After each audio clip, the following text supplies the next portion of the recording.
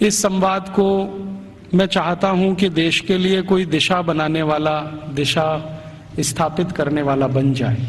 इस दृष्टि से मैं कुछ तथ्य आपके बीच रखना चाहता हूं। हमारे भारत की शिक्षा व्यवस्था के बारे में एक बार अंग्रेजों ने बहुत गंभीर और खराब टिप्पणी की थी। सन 1931 में महात्मा गांधी गोलमेज सम्मेलन में भाग लेने के लिए लंदन गए थे और अंग्रेजों की सरकार के साथ उनका वार्तालाप चल रहा था। अंग्रेजों की तरफ से जो गांधी जी से संवाद करने वाली टीम थी या उनका जो समूह था, उस समूह के जो बहुत प्रमुख लोगों में से एक, उन्होंने गांधी जी को एक बहुत खराब बात कही। उन्होंने ये कहा कि अगर अंग्रेज भारत नहीं आते तो भारत की शिक्षा व्यवस्था तो कभी भी बन नहीं पाती। गांधी जी ने इसका विरोध किया और उन्होंने कहा कि अगर अंग्रेज नहीं आते तो भारत की शिक्षा व्यवस्था ज्यादा अच्छी होती, क्योंकि अंग्रेजों के आने के पहले की भारत की शिक्षा व्यवस्था बहुत ही उत्तम थी। ये गांधी जी ने कहा। तो अंग्रेज अधिकारियों ने गांधी जी से कहा कि आप ऐसा किस आधार पर कहते हैं? तो गांधी जी ने कहा कि मेरे देश को मैंने बहुत नजदीक से देखा है, गांव-गांव में मैंने प्रवास किया है, वहां जो कुछ भी शिक्षा व्यवस्था के पुराने खंडहर दिखाई दे रहे हैं, उनके आधार पर मैं कह सकता हूं कि भूतकाल में हमारी शिक्षा व्यवस्था बहुत अच्छी थी और बहुत मजबूत थी। उसी समय गांधी जी के साथ उन अंग्रेज अधिकारियों का विवाद हो गया और गांधी जी की गोलमेज यात्रा समाप्त होने के बाद अंग्रेज अधिकारियों ने अपनी तरफ से एक वक्तव्य जारी किया जो लंदन के सभी प्रमुख समाचार पत्रों में छपा और उसमें यह कहा गया कि गांधी जी को अपने देश की शिक्षा व्यवस्था के बारे में गर्व है, लेकिन उनके पास इस बात का कोई आधार और सबूत नहीं है कि भारत की शिक्षा व्यवस्था अंग्रेजों के आने के पहले कैसी थी। ये गांधी जी के पास कोई प्रमाण नहीं है, लिहाजा हम मानेंगे नहीं कि गांधी जी की बात सही है। और इस तरह से उस पर एक बहस चल पड़ी। भारत लौटने के बाद महात्मा गांधी ने उस बहस को बंद नहीं किया और लगातार उसको जिंदा रखा। गांधी जी के जो बहुत नजदीकी लोगों में से काम करने वाले एक व्यक्ति जो इस समय भी जीवित हैं और जो भारत के बहुत प्रमुख इतिहासकारों में माने जाते हैं, उनका नाम है प्रोफेसर धर्मपाल। जब भारत आजाद हो गया 15 अगस्त 1947 को, तो प्रोफेसर धर्मपाल जो गांधी जी के साथ भारत छोड़ो आंदोलन में शामिल हुए थे, उन्होंने गांधी जी को पूछा कि अच्छा अब मेरा काम क्या है? आजादी आ गई, सरकार बन गई, अब बताइए मेरा काम क्या है? तो गांधी जी ने कहा कि देखो, मैं 1931 में गोलमेज सम्मेलन में लंदन गया था। उस समय अंग्रेज अधिकारियों ने मुझे ये कहा था कि भारत में अंग्रेज अगर नहीं आते तो भारत की शिक्षा व्यवस्था तो कुछ भी नहीं होती। मुझे ये बात सही नहीं लगती, लेकिन मेरे पास इसको साबित करने के लिए कोई प्रमाण नहीं है। मैं तुमसे उम्मीद रखता हूं कि तुम भारत की शिक्षा व्यवस्था के बारे में जितने भी संभव हों प्रमाण इकट्ठे करो, दस्तावेज इकट्ठे करो, तथ्य इकट्ठे करो और उसके आधार पर यह सत्य साबित करो कि अंग्रेजों से आने के पहले की भारत की शिक्षा व्यवस्था कैसी थी। धर्मपाल जी ने गांधी जी के इस वाक्य को या गांधी जी के इस कथन को अपने जीवन का उद्देश्य बना लिया और वो भारत छोड़कर लंदन चले गए। लंदन के बाद दुनिया के कई देशों में घूमते रहे, फ्रांस में रहे, जर्मनी में रहे, यूरोप के देशों में 40 साल उन्होंने अध्ययन और अध्यापन किया। बहुत समय तक वो पढ़ाते रहे, जीविका चलाने के लिए, कुछ पैसा बनाने के लिए, लेकिन मूल उद्देश्य ये था कि भारतीय शिक्षा व्यवस्था कैसी थी अंग्रेजों के आने के पहले, उसके प्रमाण एकत्रित करना, दस्तावेज एकत्रित करना और उनके आधार पर कोई अधिकार पूर्वक बात कहना। श्री धर्मपाल जी के 40 साल के अथक प्रयासों से कुछ हजार दस्तावेज मिले जो अलग अलग स्थानों से उन्होंने लिए। उनका एक साथ जब बैठकर विश्लेषण किया तो पता चला कि अंग्रेजों के आने के पहले की शिक्षा व्यवस्था बहुत ही अच्छी थी। अभी थोड़े दिन पहले हमारे देश में एक घटना घटित हुई, वो इससे बहुत जुड़ी हुई है जो मैं कहने जा रहा हूं। हमारे देश के जो वर्तमान प्रधानमंत्री हैं डॉक्टर मनमोहन सिंह, ये थोड़े दिन पहले ऑक्सफोर्ड विश्वविद्यालय में गए थे और इनको ऑक्सफोर्ड विश्वविद्यालय ने मानद डॉक्टरेट की उपाधि दी थी। जिस दिन ये समारोह आयोजित हुआ था उस दिन मैंने उसका लाइव टेलीकास्ट देखा था, सीधा प्रसारण। और उस सीधे प्रसारण में लगभग मैं 2-2.5 घंटे बैठा रहा टीवी के सामने, देखता रहा कि क्या क्या हो रहा है। उस कार्यक्रम में 40 मिनट का तो व्याख्यान हुआ डॉक्टर मनमोहन सिंह का, और उसके अलावा कुछ दूसरी औपचारिकताएं हुई। मनमोहन सिंह जी ने जो व्याख्यान दिया इस ऑक्सफोर्ड विश्वविद्यालय के पदवी ग्रहण समारोह में, वो बहुत ही तकलीफ देने वाला था और किसी भी स्वाभिमानी भारतीय नागरिक को नीचा दिखाने वाला था। उन्होंने अपने व्याख्यान की शुरुआत ही यहां से की कि हम अंग्रेजों के बहुत आभारी हैं जो उन्होंने भारत में आकर अपनी सरकार बनाई। हम अंग्रेजों के बहुत आभारी हैं जो उन्होंने भारत में आकर शिक्षा व्यवस्था दी। हम अंग्रेजों के बहुत आभारी हैं जो उन्होंने भारत में आकर न्याय व्यवस्था स्थापित की। हम अंग्रेजों के बहुत आभारी हैं कि उन्होंने भारतीय लोगों को विज्ञान सिखाया। हम अंग्रेजों के बहुत आभारी हैं कि उन्होंने भारतीय नागरिकों को विज्ञान और तकनीकी का अंतर समझाया। हम अंग्रेजों के बहुत आभारी हैं कि उन्होंने अंग्रेजी भाषा हमें बताई। और ऐसा ही वो 40 मिनट बोलते रहे। अगले दिन क्या हुआ, लंदन के सभी समाचार पत्रों में हमारे भारत के प्रधानमंत्री डॉक्टर मनमोहन सिंह का ये वक्तव्य छपा, और इस वक्तव्य के साथ सभी समाचार पत्रों में संपादकीय टिप्पणी भी छपी। और ज्यादातर समाचार पत्रों के संपादकीय में ये लिखा गया कि हमारे देश के एक पूर्व प्रधानमंत्री विंस्टन चर्चिल ने सन 1945 में भारत के बारे में ये कह दिया था कि ये देश आजाद होने लायक देश नहीं है। और भारत के प्रधानमंत्री डॉक्टर मनमोहन सिंह ने कल लंदन में व्याख्यान देकर ये सिद्ध कर दिया कि भारत आजादी के इतने साल के बाद भी अभी मानसिक रूप से गुलाम है। जिस देश का प्रधानमंत्री अभी भी अंग्रेजों के गुणगान करता हो, उस देश की प्रजा की मानसिक गुलामी की स्थिति क्या होगी इसका अंदाजा हम लगा सकते हैं। वगैरह वगैरह खूब लंबी संपादकीय टिप्पणी उस पर की गई। मेरे कुछ दोस्तों ने वो संपादकीय टिप्पणियां अलग अलग अखबारों से काट कर भेज दिया। उसके बाद मैंने डॉक्टर मनमोहन सिंह के लिए एक पत्र लिखा जो लगभग 250 पेज का है। वो पत्र नहीं, एक किताब हो गई। और मैंने उनसे कहा कि हमें बड़ी शर्म आती है कि आप भारत के प्रधानमंत्री हैं जो भारत के बारे में कुछ भी नहीं जानते। हमें शर्म आती है कि आप भारत के ऐसे प्रधानमंत्री हैं जिन्होंने भारतीयता का कुछ समझने की भी जीवन में कोशिश नहीं की है।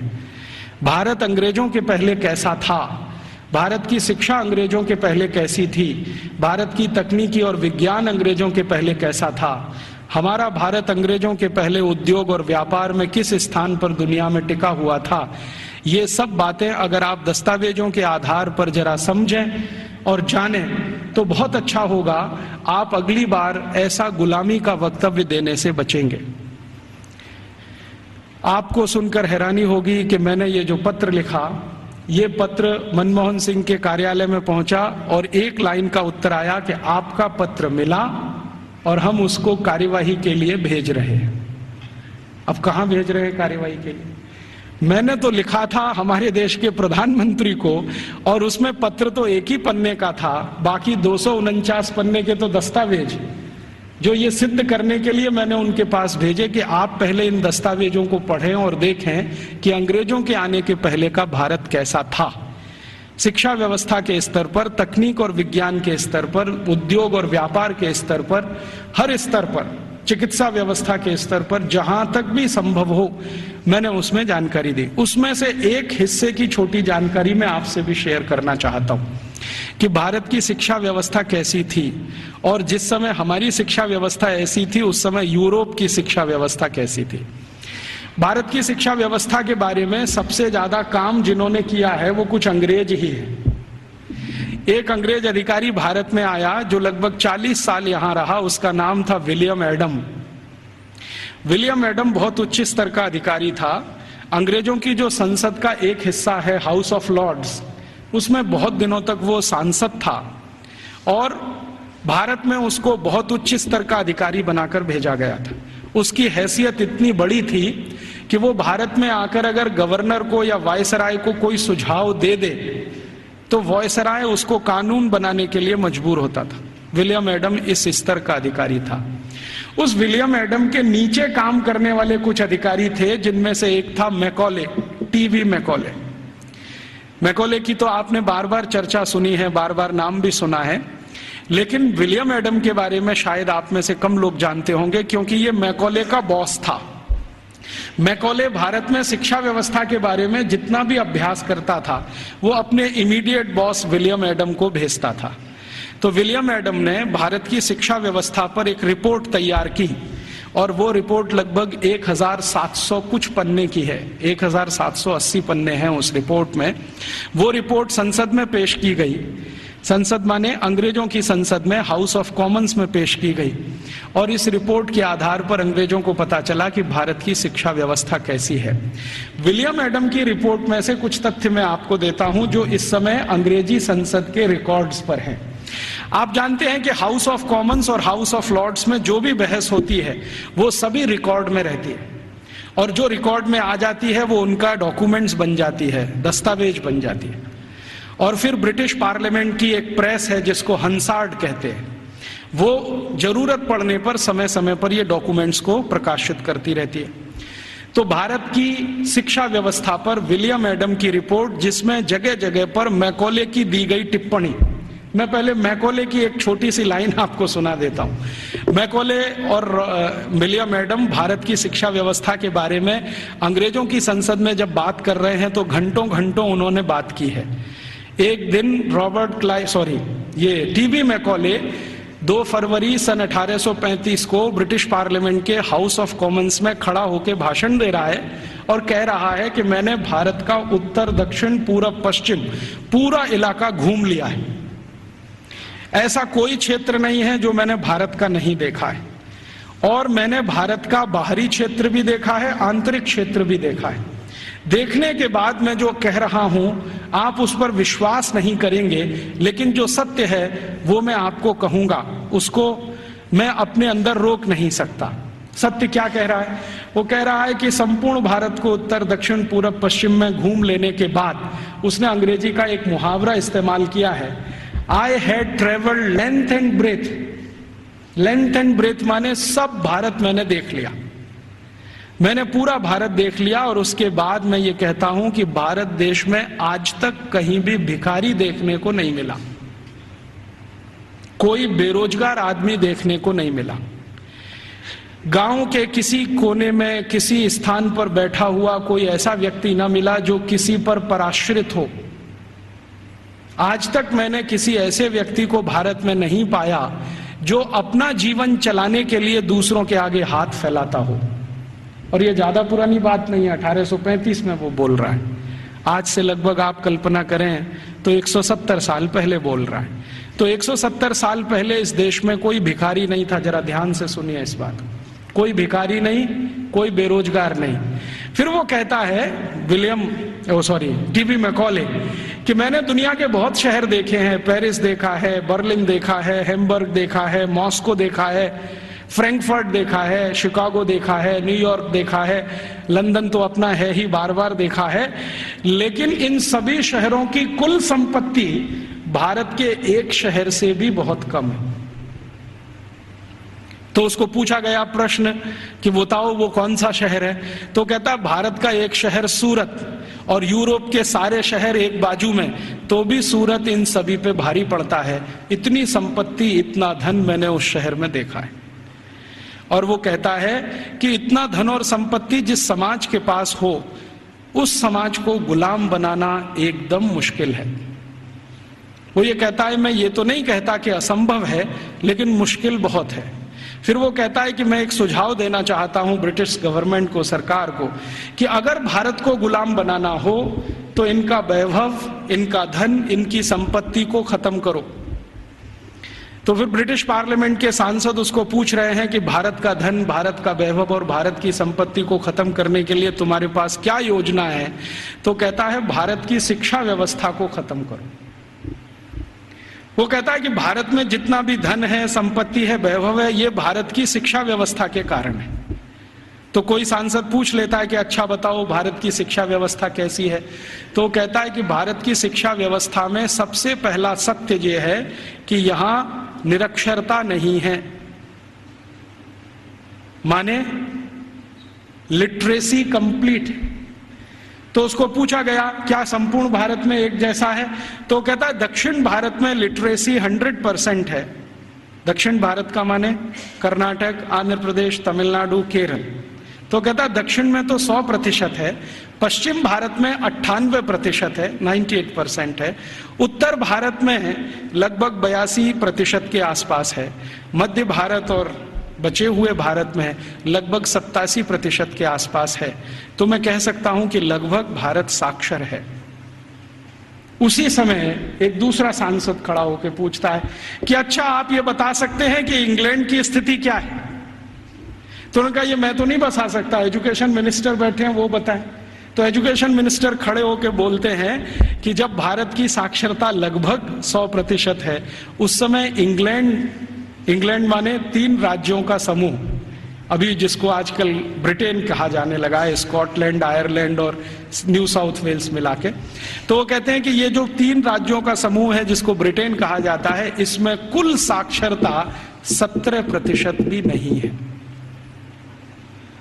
17% भी नहीं है। 17% माने 17। तो फिर पूछ रहे हैं कि भाई कारण क्या है इसका, भारत में इतनी साक्षरता और हमारे यहाँ कुछ भी नहीं। तो वो कह रहा है टीवी मैकॉले के इस समय भारत में 7,32,000 रेवेन्यू विलेजेस हैं, राजस्व वाले गांव। तो नॉन रेवेन्यू वाले, उसने कहा वो मुझे नहीं मालूम। वो कह रहा 7,32,000 राजस्व गांव हैं और ऐसा एक भी राजस्व गांव नहीं है जहां पर स्कूल की व्यवस्था नहीं है। तो फिर उसको प्रश्न पूछा गया कि क्या भारत के लोग इसको स्कूल कहते हैं, तो उन्होंने कहा नहीं, मैंने कहा है स्कूल, भारत के लोग इसको गुरुकुल कहते हैं। उसने गुरुकुल को स्कूल में ट्रांसलेट किया है। बाद में वो कहता है कि शायद मेरे पास कोई शब्द नहीं है जो गुरुकुल के बराबर हो तो मैं स्कूल कहता हूं। तो हम ऐसा मान लें कि मैकॉले बोल रहा है 2 फरवरी 1835 को हाउस ऑफ कॉमन्स में कि भारत के 7,32,000 गांवों में कोई भी ऐसा गांव नहीं है जहां पर गुरुकुल ना हो। इसका अर्थ क्या है, हर गांव में एक गुरुकुल है। फिर उसको पूछा गया इस गुरुकुल में क्या होता है, तो उन्होंने कहा पढ़ते हैं। तो कितने विद्यार्थी हैं, तो उसने कहा सबसे बड़ा गुरुकुल मैंने देखा है वो 20,000 विद्यार्थियों का है, और जो सबसे छोटा गुरुकुल मैंने देखा है वो 200 विद्यार्थियों का है। माने जो गुरुकुलों के बड़े होने का अंदाजा हम लगाना चाहें तो 200 विद्यार्थियों से लेकर 20,000 विद्यार्थियों तक के गुरुकुल इस देश में चलते हैं 1835 के आसपास।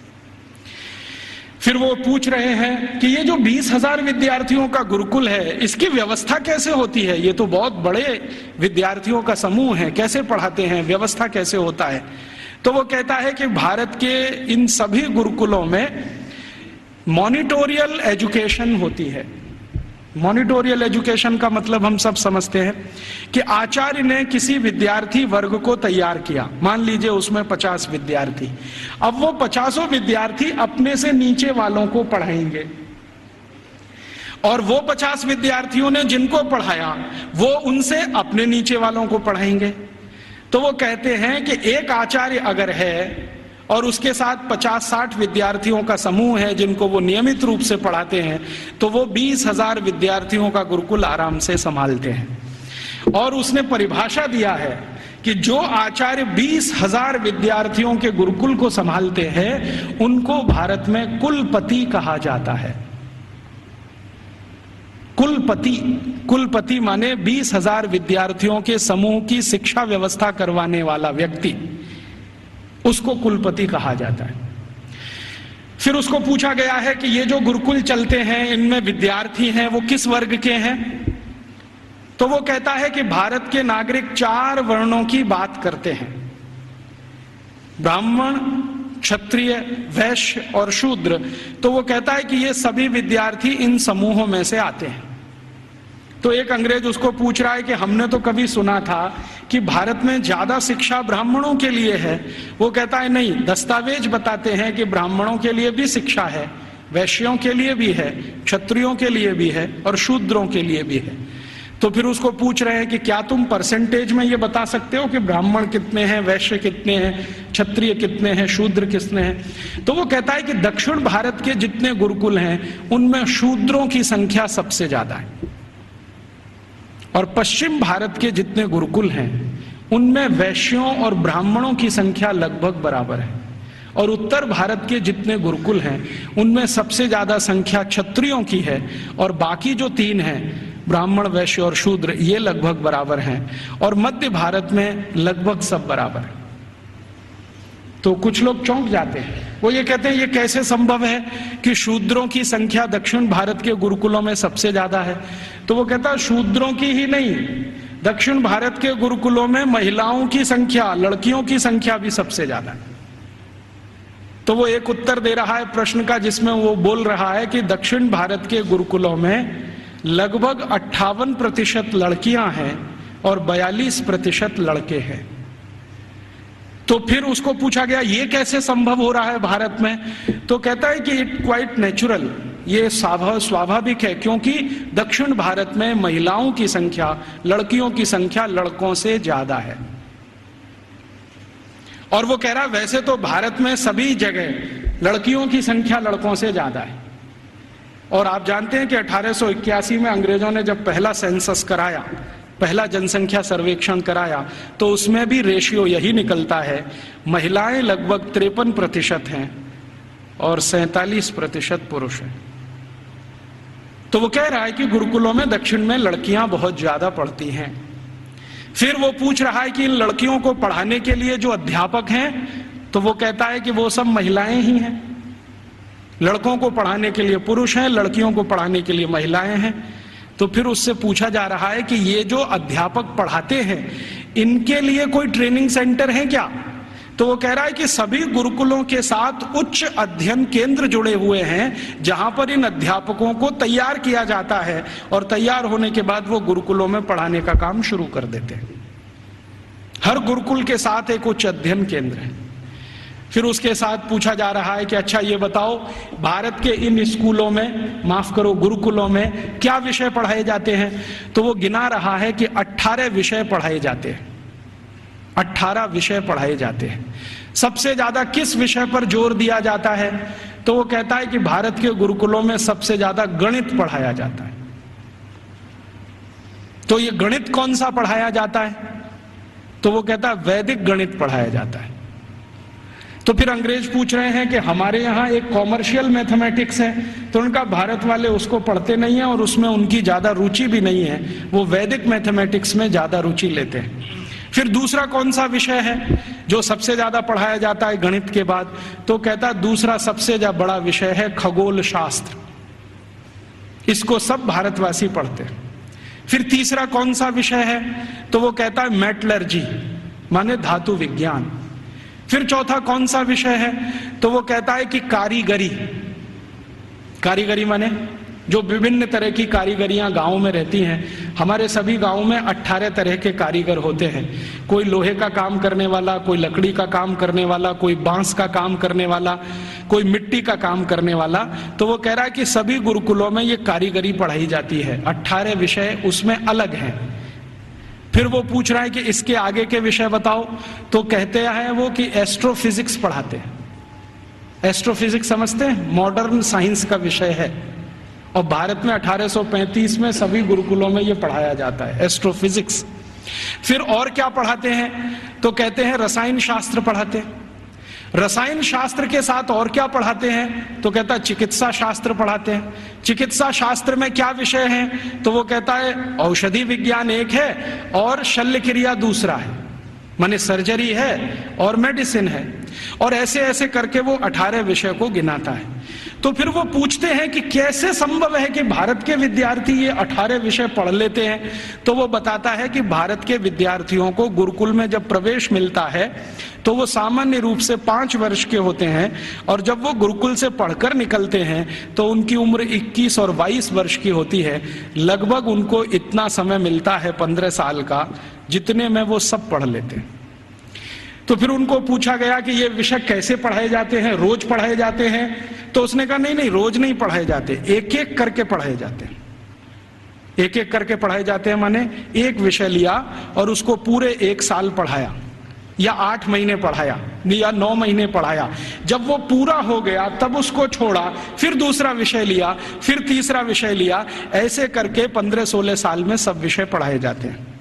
फिर वो पूछ रहा है परीक्षा कैसे होती है? तो उनका भारत में परीक्षा होती नहीं है, परीक्षा नहीं होती है। तो कैसे पता चलता है? वो पूछ रहे हैं बहुत सारे एमपीज के इवैल्यूएशन का तरीका क्या है। तो उन्होंने कहा कि यहाँ के जो आचार्य और शिक्षक होते हैं वो विद्यार्थियों को जब एक विषय पूरा पढ़ा देते हैं तो उसी के आधार पर उनके कौशल को जानने के लिए, हुनर को परखने के लिए कुछ काम उनको दे दिए जाते हैं। वो काम कितनी कुशलता से करते हैं इसके आधार पर तय होता है। ये नहीं है कि क्लासरूम में बैठकर 3 घंटे का कोई क्वेश्चन पेपर सॉल्व कर रहे हैं, क्लासरूम में रट लिया है और आंसर शीट पर वॉमिटिंग कर रहे हैं। ऐसा नहीं है भारत में। उसने मजाक में कहा है लेकिन ये गंभीर है समझने के लिए। तो उसको पूछा गया है कि अच्छा आप जरा बताओ कि हमारी इंग्लैंड की स्थिति क्या है, अगर ऐसी शिक्षा भारत में है तो इंग्लैंड में। तो कहता है जी इंग्लैंड में तो अभी 17% ही साक्षरता नहीं है। और वो कह रहा है कि जब भारत में 7,32,000 गुरुकुल है तो पूरे इंग्लैंड में कुल मिलाकर 240 भी स्कूल नहीं है, और जो स्कूल हैं उनमें गणित पढ़ाना तो किसी को नहीं आता है। वो एक ही विषय पढ़ाते हैं और वो है बाइबल, और कुछ पढ़ाने को इनको नहीं है। मुझे थोड़ा इंटरेस्ट आया विलियम एडम की रिपोर्ट पढ़ने के बाद, तो मैंने इंग्लैंड के पिछले 400 साल के इतिहास के दस्तावेज इकट्ठे किए। तो पता चला कि इंग्लैंड में 16वीं शताब्दी तक तो कोई भी स्कूल नहीं था। आप जरा ध्यान से सुनना इन बातों। 16वीं शताब्दी तक तो कोई स्कूल नहीं था। ईस्ट इंडिया कंपनी जब भारत आई है तब उनके यहाँ एक स्कूल खुला था, चर्च के पिछवाड़े में, गैरेज में। गैरेज समझते हैं, जहां गाड़ियां खड़ी की जाती हैं। एक गैरेज हुआ करता था जो मुश्किल से 15-20 फीट लंबा, 15-20 फीट चौड़ा, लंदन के एक चर्च में। ये लंदन में आप कभी जाएं तो उनका जो स्क्वायर है जहां पर उनकी पार्लियामेंट है उसके बगल में वो चर्च आज भी है, तो उसकी पीछे के हिस्से में एक छोटे से में स्कूल खुला था जो उनको पढ़ाता था बाइबल। तो बाइबल पढ़ाने वाले स्कूल उनके यहाँ शुरू हुए, उसके पहले तो कोई स्कूल ही नहीं था। तो इंग्लैंड और यूरोप के इतिहास क्या बताते हैं शिक्षा के बारे में, तो आप जरा सोचो और सुनो। यूरोप का जो सबसे बड़ा इतिहासकार, सबसे बड़ा दार्शनिक, सबसे बड़ा फिलोसोफर, सबसे बड़ा सब कुछ, जो यूरोप में भगवान के अगला अवतार माना जाता है, उसका नाम है प्लेटो। प्लेटो सबसे महान। वो ये कहते हैं ये तो ईश्वर का ही अंश है, माने ईसा मसीह के बाद यूरोप में अगर किसी की इज्जत है तो वो प्लेटो की है। प्लेटो के बारे में यूरोप के सारे अर्थशास्त्री, सारे के सारे दूसरे शास्त्री, चाहे वो फिजिक्स वाले हों, केमिस्ट्री के हों, बॉटनी के हों, जूलॉजी के हों, इंजीनियरिंग के हों, मेडिकल के, सब मानते हैं the whole of the European civilization is a footnote of Plato. मतलब यूरोप की पूरी सभ्यता जो है ना, प्लेटो के फुटनोट जैसी है। माने प्लेटो ने जितना कुछ लिख दिया है वो किसी पुस्तक के फुटनोट में अगर है तो उतनी ही पूरी यूरोप की सभ्यता है। मतलब यूरोप की सभ्यता का जनक प्लेटो ही है। प्लेटो ने अपनी जिंदगी में कई महत्वपूर्ण पुस्तकें लिखी हैं, उनमें से 2 का जिक्र करता हूं। एक पुस्तक उसकी जो दुनिया में सबसे ज्यादा चर्चित हुई है, द रिपब्लिक, गणतंत्र, और दूसरी पुस्तक जो बहुत चर्चित है पूरी दुनिया में, लॉज, LAWS, लॉज। ये 2 किताबें प्लेटो की सारी दुनिया में सबसे ज्यादा पढ़ाई जाती हैं, बहुत चर्चा होती है। द रिपब्लिक में प्लेटो लिखता है कि शिक्षा की जरूरत सभी को नहीं होती। शिक्षा की जरूरत सभी को नहीं होती।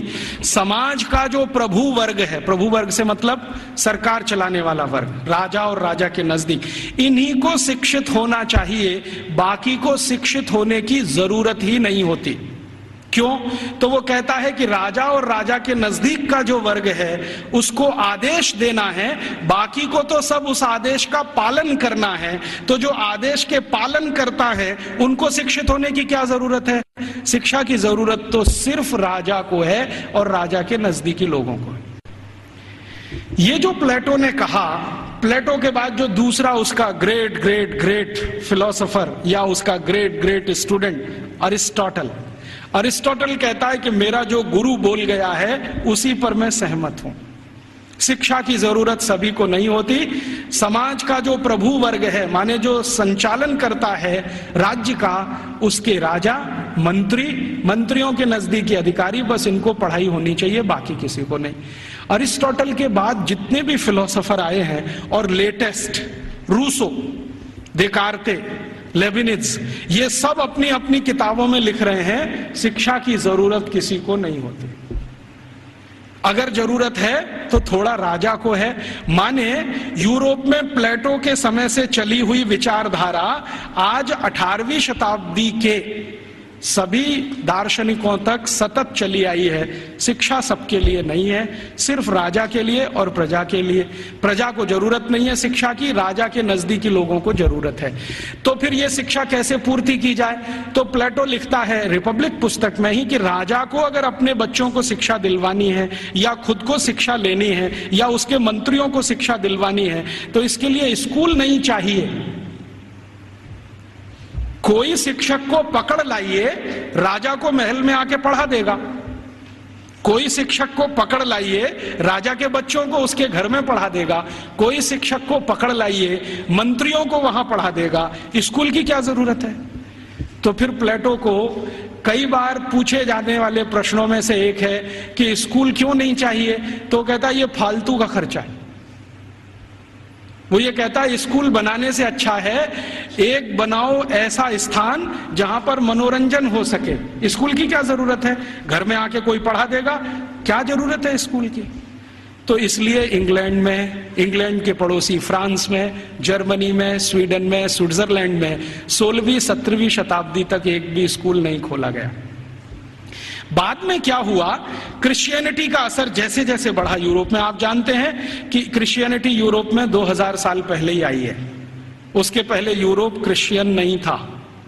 यूरोप की छोटी छोटी जातियां, जनजातियां होती थीं जो 1000 से ज्यादा हैं, समूह हैं छोटे छोटे, वो अपना अपना धर्म और संस्कृति माना करते थे।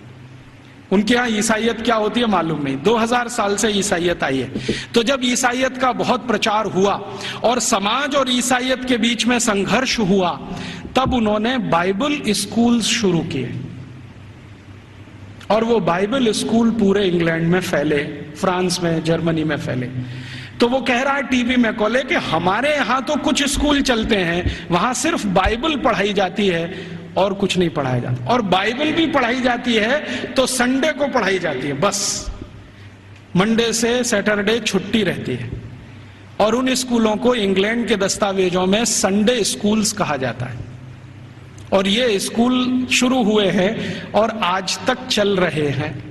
आप यूरोप में कहीं भी जाइए, संडे स्कूल्स आपको मिलेंगे जहां पर आप बाइबल पढ़ सकते हैं। बाइबल में न्यू टेस्टामेंट पढ़ाते हैं, ओल्ड टेस्टामेंट पढ़ाते हैं, 2 ही चीजें पढ़ाते हैं, इसके अलावा कुछ नहीं। गणित क्या होता है, फिजिक्स क्या होती है, केमिस्ट्री क्या होती है, मेटलर्जी क्या होती है, सर्जरी क्या होती है, मेडिसिन साइंस, ये कुछ उनको 18वीं शताब्दी तक मालूम नहीं है। ऐसा गरीब देश है इंग्लैंड और उनकी ऐसी शिक्षा व्यवस्था है। जो उनका पहला स्कूल खुला है जिसमें मुश्किल से 250 स्क्वायर फीट की जगह है, उसमें उन्होंने पहली ही बार में 250 विद्यार्थी ले लिए। अब 250 स्क्वायर फीट में 250 विद्यार्थी कैसे बैठते होंगे, कल्पना कर लो आप, कितना स्पेस होगा उनके पास। एक शब्द इस्तेमाल होता है अंग्रेजों के यहां, ब्रीदिंग स्पेस। ब्रीदिंग स्पेस भी नहीं है। वो कह रहा है मैकॉले कि हमारे तो बाइबल स्कूलों में ब्रीदिंग स्पेस भी नहीं है, माने हर विद्यार्थी को घिचपिच में बैठना पड़ता है, जगह नहीं है उनके पास। लेकिन भारत के एक एक गुरुकुल तो 5-5 हेक्टेयर में बने हुए हैं। 1 हेक्टेयर में लगभग 5 एकड़ होते हैं, 25 एकड़ में गुरुकुल बने हुए हैं। और वो कह रहा है कि भारत के बहुत सारे गुरुकुल रेजिडेंशियल हैं, जहां पर विद्यार्थियों को रहने और खाने की व्यवस्था है, और कुछ गुरुकुल ऐसे हैं जो डे स्कूल की तरह से चलते हैं। विद्यार्थी सुबह आते हैं, शाम को पढ़ के अपने घर वापस जाते हैं। फिर उसको पूछा जाता है कि भारत के विद्यार्थियों को ये सारी की सारी जो शिक्षा दी जाती है, इसका कोई वर्गीकरण है, क्लासिफिकेशन है? तो वो बहुत सुंदर उत्तर दे रहा है, जो हमें इस पे रिसर्च आज जरूरी है करना। वो ये कह रहा है कि भारत के विद्यार्थियों को 2 चीजें पढ़ाई जा रही हैं, एक तो शिक्षा है, दूसरी विद्या है। अब वो कहता है कि मुझे समझ में नहीं आता शिक्षा कौन सी है, विद्या कौन सी है। लेकिन मैं जितने भी गुरुकुलों में गया हूं, पूछता हूं क्या पढ़ते हो, तो कुछ विद्यार्थी कहते हैं हम शिक्षा ले रहे हैं, कुछ कहते हैं हम विद्या ले रहे हैं। ये विद्या क्या है, शिक्षा क्या है, मुझे समझ में नहीं आता, लेकिन ये हर गुरुकुल में मुझे सुनाई देता है। अब हमको समझना चाहिए कि शिक्षा और विद्या ये 2 अलग चीजें होती हैं। आज के समय में हमने इन दोनों का खिचड़ी बना दिया है, और ऐसा खिचड़ी बना दिया है कि उसमें से चावल और मूंग की दाल को बीन पाना ही बड़ा मुश्किल हो गया है।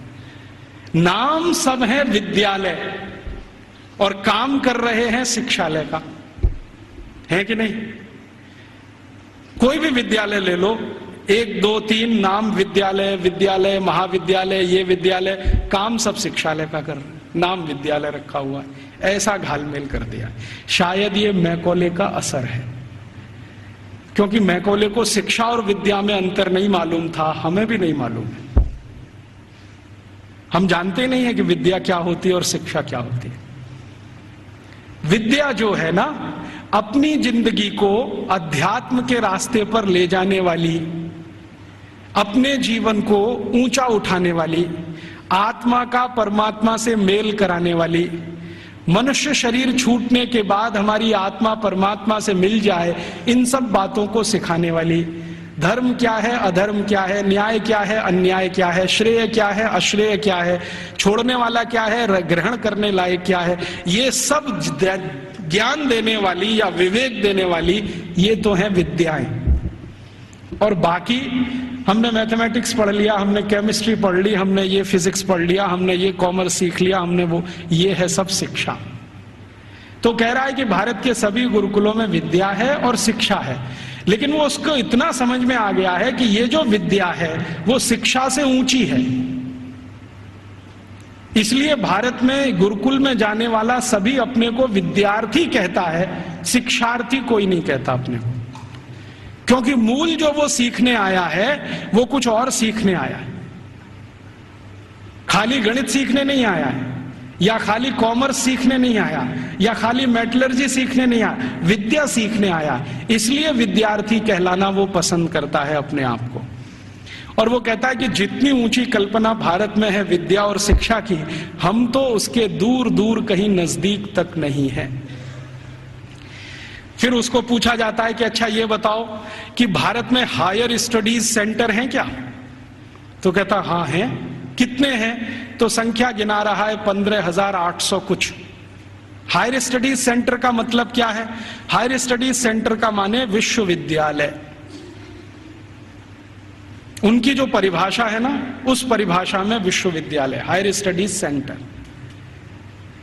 हमने तो कुछ 2-4 नाम सुने हैं, एक नालंदा का हुआ करता था, एक तक्षशिला का हुआ करता था, लेकिन 1835 में मैकॉले बोल रहा है अपने पार्लियामेंट में कि 15,800 कुछ विद्यालय, सॉरी विश्वविद्यालय। और वो ये कह रहा है कि ये जितने भी विश्वविद्यालय हैं ये किसी एक विषय के निपुण हैं, कोई एक विषय।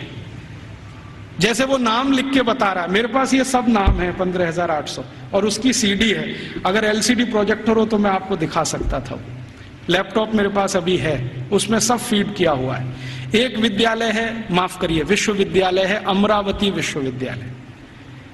अमरावती विश्वविद्यालय मशहूर है किस बात के लिए? वो मेटलर्जी के लिए मशहूर है, धातु विज्ञान सिखाया जाता है। और पूरा विश्वविद्यालय धातु विज्ञानियों से भरा हुआ है। और धातु विज्ञान कई तरह का है, जैसे कच्चे लोहे से फौलाद बनाना, जैसे जमीन में से लोहा तांबा लोहा तांबा सिल्वर माने चांदी और सोना, ये जो दूसरी दूसरी बेशकीमती धातुएं निकलती हैं, इनका एक्सट्रैक्शन कैसे किया जाए ये सिखाने वाला।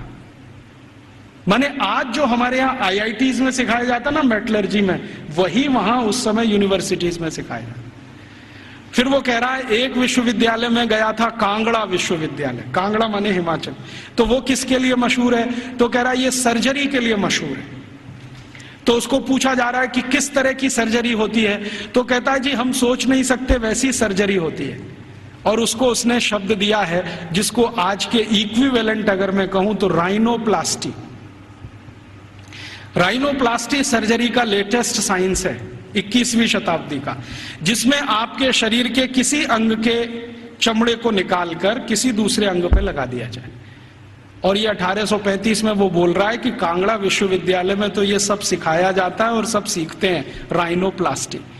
तो वो कहता है मैंने मेरी आंखों से एक ऑपरेशन देखा है जिसमें पैर के नीचे के हिस्से से माने घुटने से नीचे के हिस्से से चमड़ी निकालकर नाक पर लगाई गई, और वो कहता है 21 दिन में वो पूरा ठीक हो गया है, पता ही नहीं चलता है कि इसका कोई ऑपरेशन हुआ है। ग्राफ्टिंग जिसको कहते हैं, स्किन ग्राफ्टिंग। और ये 1835 में भारत में होता है। कांगड़ा विश्वविद्यालय का उसने लंबा डिस्क्रिप्शन किया है कि मैंने ऐसा देखा, मैंने वैसा देखा। फिर इसी तरह एक अंग्रेज अधिकारी है, वो खड़ा होकर चिल्लाने लगता, हाँ मैंने भी देखा है, कर्नल कूट उसका नाम। जैसे ही उसने सुना तो वो भी खड़ा हो गया, उसने कहा मैंने भी देखा है, एक बार मैं भारत देश गया था, हैदर अली के साथ मैंने युद्ध लड़ा था, हैदर अली ने मुझे परास्त कर दिया था, मेरी नाक काट दी थी, मैं कटी हुई नाक लेके वहां से भागा था, और बेलगाम नाम का भारत में कोई एक गांव है, वहां के एक वैद्य ने मेरी नाक का ऑपरेशन किया था और जोड़ दिया था, और अभी वो नाक मेरी ऐसी है। वो खड़े होकर बोल रहा। तो उसको सब सांसद पूछ रहे हैं कि अच्छा तुम्हारी नाक ही काटी थी, सिर क्यों नहीं काटा? क्योंकि तुम तो परास्त हो गए थे, तो तुम्हारा सिर क्यों नहीं काट दिया?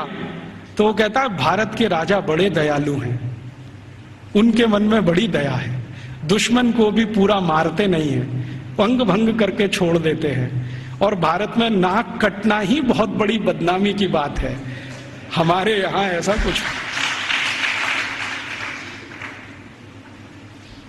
तो ये कर्नल कूट के जो कहे हुए और मैकॉले के कहे हुए इन दस्तावेजों से अंदाजा लगता है कि सर्जरी कोई बहुत ऊंचे स्तर की थी। फिर इन सर्जरी को करने वाले जो आचार्य होते थे, उन आचार्यों के उपकरण कैसे हैं उसका वो डिस्क्रिप्शन कर रहा है। और आपको सुनकर आश्चर्य होगा कि सामान्य रूप से सर्जरी का एक आचार्य माने आज का MS मास्टर ऑफ सर्जरी, उस जमाने का आचार्य, तो वो कहते हैं कि सामान्य रूप से एक आचार्य के पास कम से कम 500 इंस्ट्रूमेंट्स तो होते ही हैं। वो कहता 20 तरह की तो उनके पास क्लिप्स हैं, ये जो 2 वाली होती है ना पकड़ के, 20 तरह की, और सभी उच्च स्तर के लोहे से बनी हुई, जिनमें कभी जंग नहीं लगता। फिर वो कहता भारतवासी बिना जंग का लोहा बनाना तो 10वीं शताब्दी से जानते हैं, हमने उनसे ही सीखा है, हमको लोहा बनाने की तकनीक भारत से ही आई है, और ऐसा लोहा बनाना जानते हैं जिसपे कभी जंग नहीं लगती। वो आज भी कभी देखना हो तो चले जाइए, मेहरौली का खंबा खड़ा हुआ है। वो कहता है इनको ऐसा लोहा बनाना आता है तो इंस्ट्रूमेंट अच्छे अच्छे बना लेते हैं। और वो एक मजे की बात कह रहा है कि जिस समय इंग्लैंड में हम चिकित्सा कराते हैं अपनी कोई बीमारी की, तो उस समय 1835 में इंग्लैंड में चिकित्सा क्या होती है जरा सुनिए, और यहाँ कोई एलोपैथी डॉक्टर हैं तो वो जरा ध्यान से सुने। 1835 में इंग्लैंड में चिकित्सा व्यवस्था होती है तो क्या है, एक ही चिकित्सा है उनके पास, हिप्पोक्रेटिस मेडिसिनल सिस्टम। एक हिप्पोक्रेटिस नाम का कोई आदमी हुआ इंग्लैंड में, ईसा से करीब 250 साल पहले, सॉरी ग्रीस में हुआ, इंग्लैंड में नहीं ग्रीस में हुआ। तो उसने कुछ सिद्धांत दिए हैं, वही सिद्धांत एलोपैथी का मूल आधार है, सारे के सारे सिद्धांत। तो हिप्पोक्रेटिस क्या कहता है, वो कहता है शरीर में कोई भी बीमारी घुस गई तो उसका एक ही कारण है कि रक्त आपका दूषित हो गया है। कोई भी बीमारी हो, सर्दी हो गई, जुकाम हो गया, बुखार आ गया, खांसी हो गई, आपको डायरिया हो गया, डिसेंट्री हो गई, लंग इन्फेक्शन, कुछ भी हो गया, तो हिप्पोक्रेटिस एक ही बात में डायग्नोसिस देता है कि आपका रक्त दूषित है। अब इस दूषित रक्त को निकालो शरीर में से, यही चिकित्सा। तो वो कहता है कि भारतवासी चिकित्सा कैसी करते हैं और हमारे डॉक्टर कैसी करते हैं। वो कहता है कि जब मुझे बुखार आता है और मैं किसी डॉक्टर के पास जाता हूं तो वो मेरी हाथ की नस काट देता है और उसमें से खून निकलने लगता है, और वो कहता है ये खून जब तक निकलेगा नहीं तब तक बुखार तुम्हारा खत्म होगा नहीं। कभी कभी मुझे डर लगता है कि खून के साथ जान ना निकल जाए मेरी। और वो ये कहता है कि भारत में जो चिकित्सा व्यवस्था है इतनी अद्भुत है कि कुछ बुखार आ जाए, कितने से भी कितना बुखार आ जाए, वो कुछ चूरन खिला देते हैं और अगले दिन बुखार ठीक हो जाता है। अच्छा, ये जो कहानी उसने कही है, ये कहानी जॉर्ज वॉशिंगटन ने भी कही है। आप जानते हैं जॉर्ज वॉशिंगटन अमेरिका के राष्ट्रपति, और बल्कि पहले राष्ट्रपति, सबसे पहले राष्ट्रपति, अमेरिका की आजादी के बाद सबसे पहले राष्ट्रपति जॉर्ज वॉशिंगटन। आपको मालूम है उनकी मृत्यु कैसे हुई? उनको आया बुखार। तो ये जो हिप्पोक्रेटिस मेडिसिनल सिस्टम है ना, हाँ, एक ही सिस्टम है उनके पास, हिप्पोक्रेटिस मेडिसिनल सिस्टम, जिस पर उनके आप बहुत थीसिस लिखे गए हैं, बहुत काम हो। तो उनको आ गया बुखार, और बुखार हो गया बहुत, 103 104 डिग्री। तो उनका डॉक्टर आया और उनके दोनों हाथों की नस काट गया, हाँ, और कहा कि ये खून बहने दो, अभी मैं सवेरे आऊंगा आपको देखने। तो दोनों हाथों की नस कटी और रात भर में इतना खून बह गया कि सवेरे जॉर्ज वॉशिंगटन मरे हुए मिले। ये है मॉडर्न एलोपैथिक सिस्टम। और मैकॉले कह रहा है कि जिस समय हम तो सिर्फ नस काट के खून निकाल के इलाज करते हैं, भारत के लोग पता नहीं क्या क्या जड़ी बूटियों से चूरन बनाते रहते हैं, पाउडर बनाते रहते हैं। और वो कहता है कि इनके कॉम्बिनेशन इतने परफेक्ट हैं कि 1-2 बार ही खाना पड़ता है, उसके बाद खाना ही नहीं पड़ता। फिर उसको पूछा गया, क्या तुमने कोई लिस्ट बनाई है ये जो चूरन में कॉम्बिनेशन है इसके? तो वो कहता है हाँ, मैं एक लिस्ट बना रहा हूं, उसमें कुछ मेडिसिनल हर्ब्स हैं, कुछ रूट्स हैं, कुछ प्लांट्स हैं। तो वो पूछ रहे हैं कितनी संख्या हो गई है? तो उसने कहा 16,000 तो हो गई है, पता नहीं आगे कितनी जाएगी।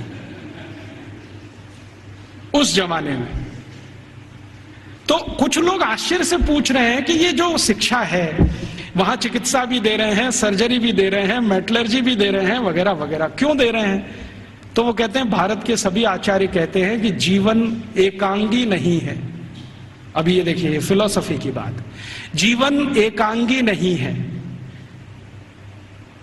और चूंकि एकांगी नहीं है तो इसमें सब तरह के ज्ञान की जरूरत होती है।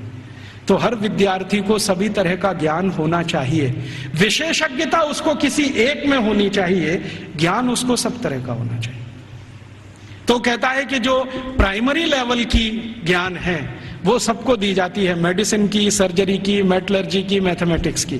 जब वो विद्यार्थियों की रुचि उत्पन्न हो जाती है तो किसी एक विषय में उनको विशेषज्ञ बना दिया जाता है, और फिर वो विद्यार्थी समाज में चला जाता है, उसकी शिक्षा पूरी हो जाती है, विद्या पूरी हो जाती है, फिर वो समाज को अपनी सेवाएं देता है। और वो एक बहुत महत्व की बात कह रहा है कि भारत के विद्यार्थी इन सब गुरुकुलों से जब पढ़कर निकलते हैं तो उनको संकल्प कराया जाता है, संकल्प कराया जाता है। और संकल्प क्या कराया जाता है? तो उनको ये कहा जाता है कि देखो, ये जो ब्रह्मांड जगत है, वो उसको अंग्रेजी में एक्सप्लेन कर रहा है, ठीक से नहीं कर पाया, कहीं गलती है वो मैंने ठीक कर दिया है, क्योंकि बहुत सारी चीजें उनके समझ की बाहर है जो हमारी समझ के लिए सामान्य है। क्योंकि हर सभ्यता में कुछ बातें विशेष होती हैं जो दूसरी सभ्यता में नहीं मिलती है, तो बाहर वाला आकर उसको जिस चश्मे से देखेगा, हमारा चश्मा उससे बिल्कुल अलग होगा। तो वो कह रहा है कि भारत में ऐसा बोलते हैं, मानते हैं कि ये जो ब्रह्मांड जगत है इसमें मनुष्य ही नहीं है, मनुष्येतर बहुत सारे प्राणी हैं, पक्षी हैं, जीव हैं, जंतु हैं, और सब भारतवासी मानते हैं कि सब में आत्मा है, सब में आत्मा है। और प्लेटो क्या कहता है? प्लेटो करे जरा इसका सोचो, वो रिपब्लिक में लिख रहा है और लॉज में उसको रिपीट किया है। वो ये कहता है आत्मा सिर्फ राजा में होती है, प्रजा में आत्मा ही नहीं होती। प्लेटो का है, ये मेरा नहीं। वो कहता है आत्मा सिर्फ राजा में है, प्रजा में आत्मा है ही नहीं, इसलिए कानून सब प्रजा के लिए है, आदेश देने का अधिकार राजा को है। और प्लेटो तो कहता है कि राजा के मुंह से जो निकल गया वही कानून, प्रजा को उसी का पालन करना है। अच्छा, फिर प्लेटो ने स्ट्रेटिफिकेशन किया है कि राजा तो एक वर्ग है, उसके नीचे के वर्ग के उसने वर्गीकरण किया है कि प्रजा में पहला कौन, तो कहता है कि ये जो उद्योगपति हैं, व्यापारी हैं, धंधा करने वाले, ये पहले स्तर के। दूसरे स्तर पर कौन, तो अध्यापक हैं और कारीगर हैं और म्यूजिशियन है, संगीतकार है, पेंटर है, आगे आदि 2। तीसरे नंबर पर कौन, तो तीसरे नंबर पर खेत में काम करने वाले मजदूर हैं, फैक्ट्री में काम करने वाले मजदूर हैं वो। चौथे नंबर पर कौन, तो कहता है स्त्रियां, महिलाएं, वो चौथे नंबर पे। आखिरी 5वां कोई नंबर नहीं है वहां। तो वो कहता है प्लेटो कि मैं कभी कभी कल्पना करता हूं कि प्रजा में गलती से आत्मा आ गई तो स्त्रियों में तो कभी नहीं आती। इसलिए वो लॉज में लिख रहा है कि कभी भी किसी न्यायाधीश को किसी स्त्री की गवाही पर विचार ही नहीं करना चाहिए, क्योंकि स्त्री को सत्य का ज्ञान नहीं है, उसको विवेक नहीं है, क्योंकि उसको आत्मा नहीं। तो आप जानते हैं ये जो मॉडर्न जस्टिस माने जुडिशियल सिस्टम निकला, जिसमें से आईपीसी, सीआरपीसी और सीपीसी आया और हमने बिना सोचे समझे उसको अपने देश में अपनाया, इस जुडिशियल सिस्टम में 1950 तक किसी महिला की गवाही को माना ही नहीं जाता था। यूरोप में अदालत में चलने वाले किसी भी मुकदमे में किसी महिला की गवाही नहीं मानी जाती थी। तो क्या हुआ, फिर यूरोप में एक बगावत हुई जिसको वीमेन्स लिव कहा जाता है, स्त्री मुक्ति, और इसका नेतृत्व किया एक फ्रांसीसी लेखिका ने, उसका नाम था सिमोन द बोउआर। उसके एक गुरु हुआ करते थे जॉन पॉल सार्त्र, जिनको आधुनिक दार्शनिकों में बहुत ऊंचा स्थान मिला हुआ है। तो सिमोन द बोउआर ने सालों साल आंदोलन चलाया, तब फ्रांस में इतना हुआ कि किसी 3 स्त्री की गवाही एक पुरुष के बराबर है। इतना हुआ, बस इतना ही हुआ। और उसके बाद सिमोन द बोउआर मर गई और वो कहती थी कि मैं इतना ही करा पाई, यही मेरे लिए बहुत है कि कम से कम अदालत ने 3 महिलाओं की गवाही एक पुरुष के बराबर तो मानी। और प्लेटो चूंकि ये कहता था कि स्त्री में आत्मा नहीं होती है, तो 1950 तक यूरोप के किसी भी देश में महिलाओं को वोट डालने का अधिकार नहीं था। वोट डालने का तो छोड़ दो, बैंक में अकाउंट खोलने का अधिकार नहीं था किसी महिला को। अकाउंट खुलेगा तो उसके पति का खुलेगा, महिला का नहीं खुलेगा। और जो विधवा है तो उसके बेटे के नाम से खुलेगा, महिला के नाम से नहीं खुलेगा। जो बेटा ही नहीं है तो पड़ोसी के बेटे के नाम से खुलेगा। हाँ, उसके नाम से बैंक अकाउंट नहीं खुल सकता। और 1950 तक यूरोप के किसी भी शहर में महिला घर से अकेली नहीं निकल सकती। क्यों? आत्मा नहीं है तो पता नहीं कहां जाएगी। तो इसलिए उसके साथ में पुरुष का होना जरूरी है, वो चाहे 3 साल का ही क्यों ना हो। और प्लेटो ने लिख दिया ना, स्त्री में आत्मा नहीं होती, तो सारे यूरोपियन दार्शनिकों ने कहा है कि स्त्री तो मेज कुर्सी जैसी होती है, जब तक इस्तेमाल करो अच्छी लगती है, नहीं लगती बाहर फेंक दो, दूसरी ले आओ। ये है उनकी फिलॉसफी। तो मैकॉले ये सब वर्णन कर रहा है कि हम तो सोच ही नहीं सकते हैं हमारे यहाँ महिलाएं गुरुकुल की आचार्य हो सकती है। वो कह रहा है भारत में आधे से ज्यादा गुरुकुलों की आचार्य महिलाएं, आधे से ज्यादा। और वो कह रहा है कि ये सिर्फ गुरुकुलों की नहीं, हायर स्टडीज सेंटर में भी यही है। तो उसको पूछा जा रहा है कि ये भारत में ऐसा कैसे हो गया, महिलाओं को इतनी शिक्षा मिल गई, इतनी ऊपर आ गई। तो वो कहते हैं भारत वाले बिल्कुल विचित्र हैं, ये कुछ और मानते हैं। हम मानते हैं कि स्त्री में आत्मा नहीं होती, भारत वाले कहते हैं कि स्त्री परमात्मा के सबसे नजदीक होती है,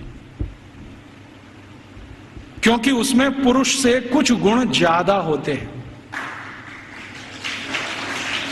हमारे सभी शास्त्रों में आप ये देख सकते हैं, चाहे ऋग्वेद में देखना हो तो देख लीजिए। ऋग्वेद के कई सूत्र ऐसे हैं जो ये बताते हैं कि स्त्री पुरुष से ऊंची है, क्योंकि उसमें ईश्वरीय गुण हैं। और आज की जो मॉडर्न साइंस है ना, इसने इसको दूसरे तरह से कहा है कि स्त्री में एक क्रोमोसोम ज्यादा होता है, वही सारा खेल खेलता है। पुरुष में नहीं है। स्त्री तय करती है कि बच्चा होगा या नहीं होगा, पुरुष में कोई दम नहीं है। तो ये आज की मॉडर्न साइंस कहती है। हमारी साइंस तो बहुत पहले कह चुकी है कि स्त्री ईश्वर के सबसे नजदीक है। हमारे कई शास्त्रों में ऐसे सूत्र हैं जो ये कहते हैं कि जब समाज को ये पता ना चले कि क्या करना क्या नहीं करना, तो स्त्रियों से पूछो, वो बताएंगी कि क्या करना। क्यों? क्योंकि उनको फंक्शनल नॉलेज सबसे ज्यादा होती है। फंक्शनल नॉलेज हम समझते हैं जो क्रियात्मक ज्ञान है, जिससे कुछ हो जाता है, ऐसा ज्ञान उनको सबसे ज्यादा है। और फालतू ज्ञान पुरुषों को बहुत होता है। और उसका तमाशा देखना हो तो भारत की संसद को देख लो।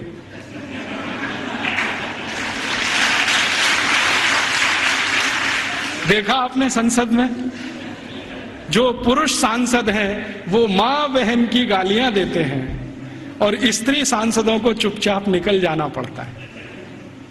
भारत में पता है क्या मान्यता है? भारत में मान्यता यह है कि भाषा का विकास स्त्रियों ने ही किया है। भाषा का विकास स्त्रियों ने ही किया है, पुरुष की ताकत नहीं है भाषा का विकास करने। क्यों? क्योंकि भारतीय भाषाओं में, भारतीय भाषाएं पता है, संस्कृत, तमिल, तेलुगु, कन्नड़, मलयालम, बंगाली माने बंगला, आसामी, उड़िया, ये सब भारतीय भाषा है। और हिंदी उर्दू मिलने से पहले, अभी तो हिंदी नहीं रही है, उसमें बहुत कुछ उर्दू घुस गई है, फारसी पता नहीं क्या क्या घुस गया। तो हिंदी उर्दू मिलने से पहले और बाकी सब भारतीय भाषाएं, आपको मालूम है इनमें गालियां नहीं है, एक भी गाली नहीं है।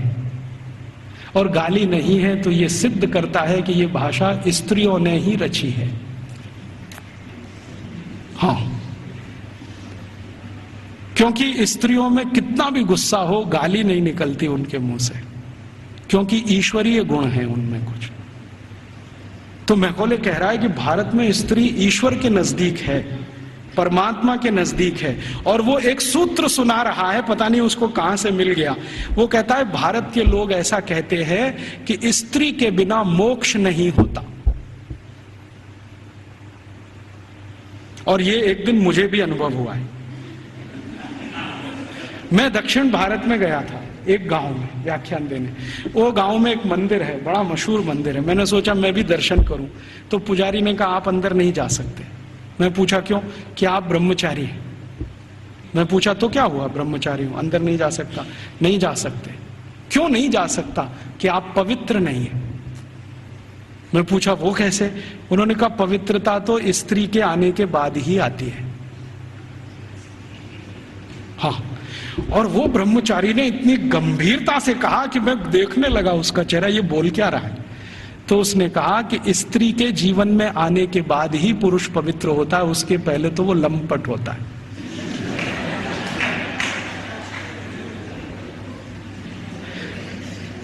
तो मंदिर में मुझे घुसने नहीं दिया उसने। और वो कहता आप तो क्या, हजारों साल से यहां कोई भी व्यक्ति बिना पत्नी के मंदिर में गया नहीं है। तो मैंने कहा ठीक है, फिर कभी हो तो सोचूंगा। तो मैं वापस चला आया। ये बात को मैकॉले बोल रहा है वहां कि भारतवासी बोलते हैं कि मोक्ष स्त्री के साथ ही होता है। और हमारे सभी ऋषि मुनि गृहस्थ थे, सदगृहस्थ थे, ब्रह्मचारी नहीं थे। मैंने जितने ऋषि मुनियों को आज तक पढ़ा है, सबको तो नहीं पढ़ा लेकिन जितने को पढ़ा है, सब गृहस्थ थे। इसलिए गृहस्थ आश्रम कोई ऊंची चीज है हमारे यहाँ। तो ये वो बोलता है कि जब ऊंची चीज आपके पास है तो उससे और ऊंची प्राप्त करने की ताकत है। जो ऊंची नहीं है तो ज्यादा ऊंची तो मिलेगी नहीं। तो भारत में तो स्त्री का ये हैसियत है कि वो अगर नहीं है तो परिवार नहीं है, समाज नहीं है, संस्कार नहीं है, भाषा नहीं है, ज्ञान नहीं है। इसलिए भारत में स्त्रियां तो बहुत ऊंची हैं। फिर वो कहता है कि हमारे यहाँ इंग्लैंड में तो गांव गांव में स्त्रियों को मारते पीटते हैं, जला भी दे देते हैं। आपको मालूम है यूरोप में 2500 साल एक परंपरा चली है विच हंटिंग। बहुत किताबें लिखी गई हैं इसमें, बहुत लिखा। विच हंटिंग समझते? विच माने क्या कहना चाहिए हिंदी में? डायन। डायन कहते हैं ना, डायन को ढूंढना और उसको मारना। ये बहुत बड़ा खेल चलता था यूरोप के सभी देशों में, Germany, France, Sweden, Switzerland, Denmark, Norway, सब देशों में, और 2500 साल चलता था।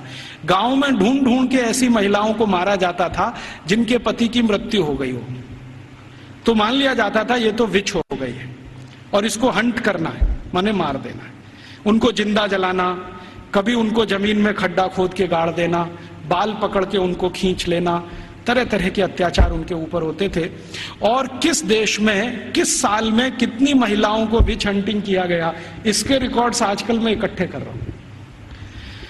तो हमारे यहां जब सती प्रथा की कहानी चर्चित हुई ना विलियम बेंटिंक के द्वारा, उसी साल में इंग्लैंड में 2700 से ज्यादा महिलाओं को डायन कह के मार डाला गया,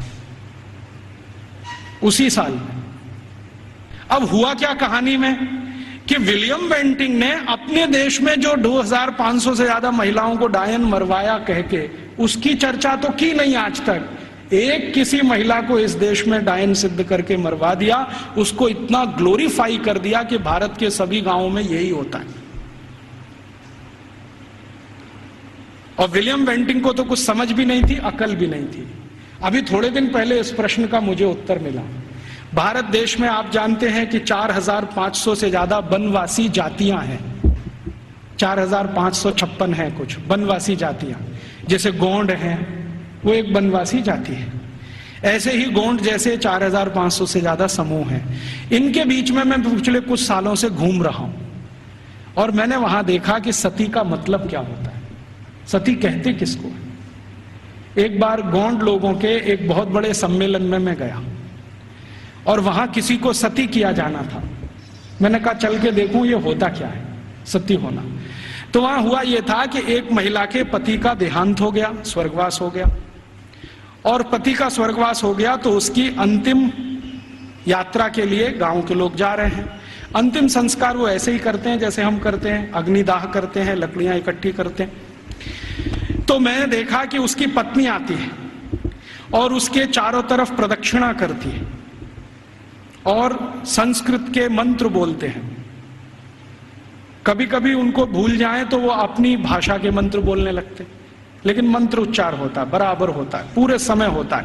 जितने समय तक लाश जलती है तब तक वो मंत्रोच्चार करते रहते हैं, कुछ ना कुछ बोलते हैं।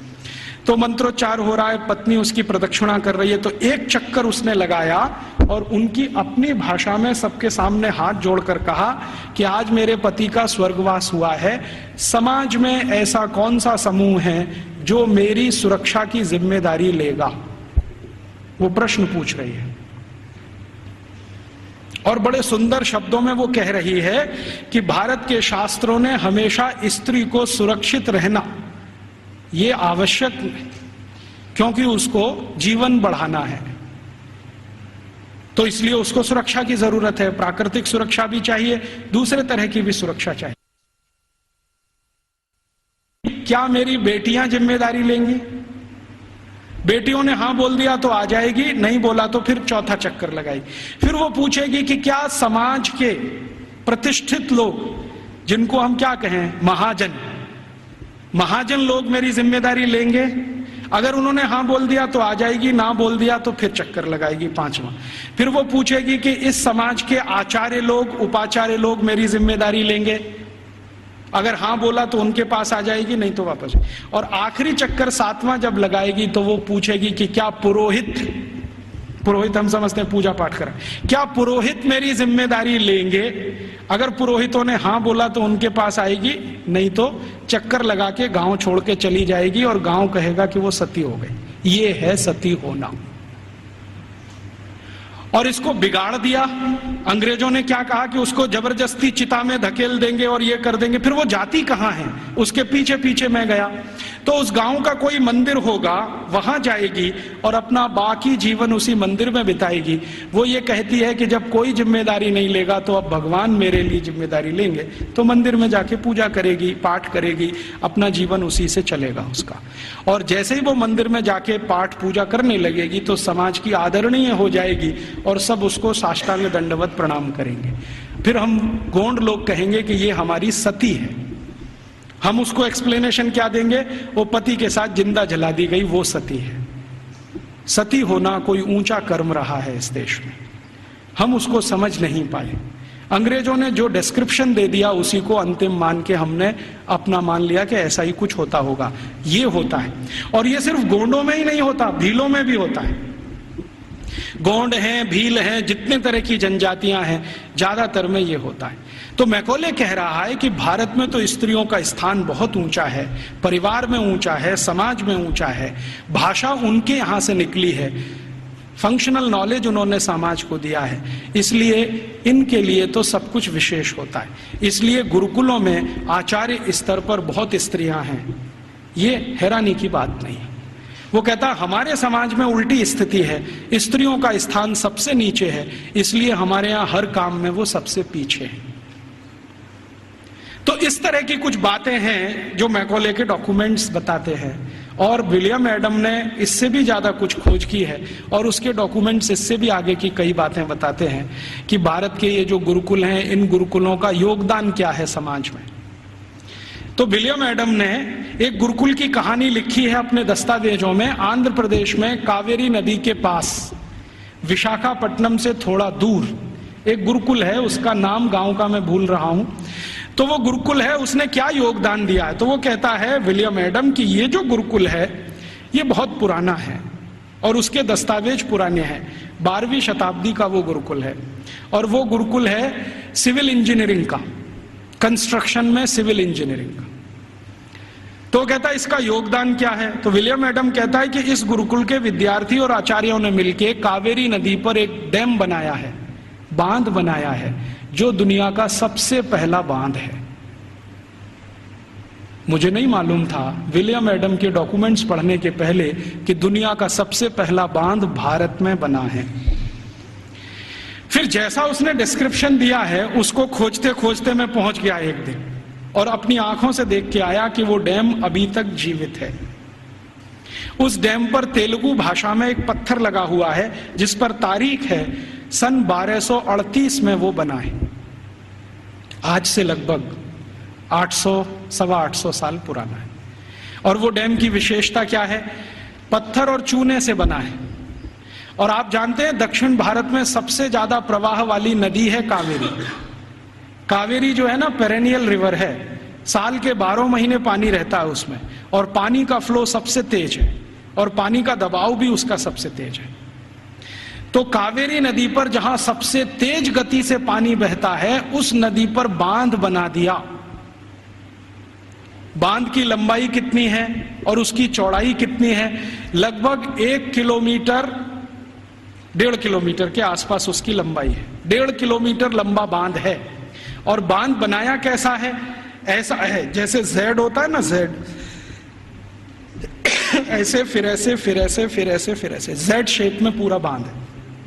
तो वो वर्णन कर रहा है विलियम एडम कि ये गुरुकुल के विद्यार्थी और आचार्यों ने बनाया है।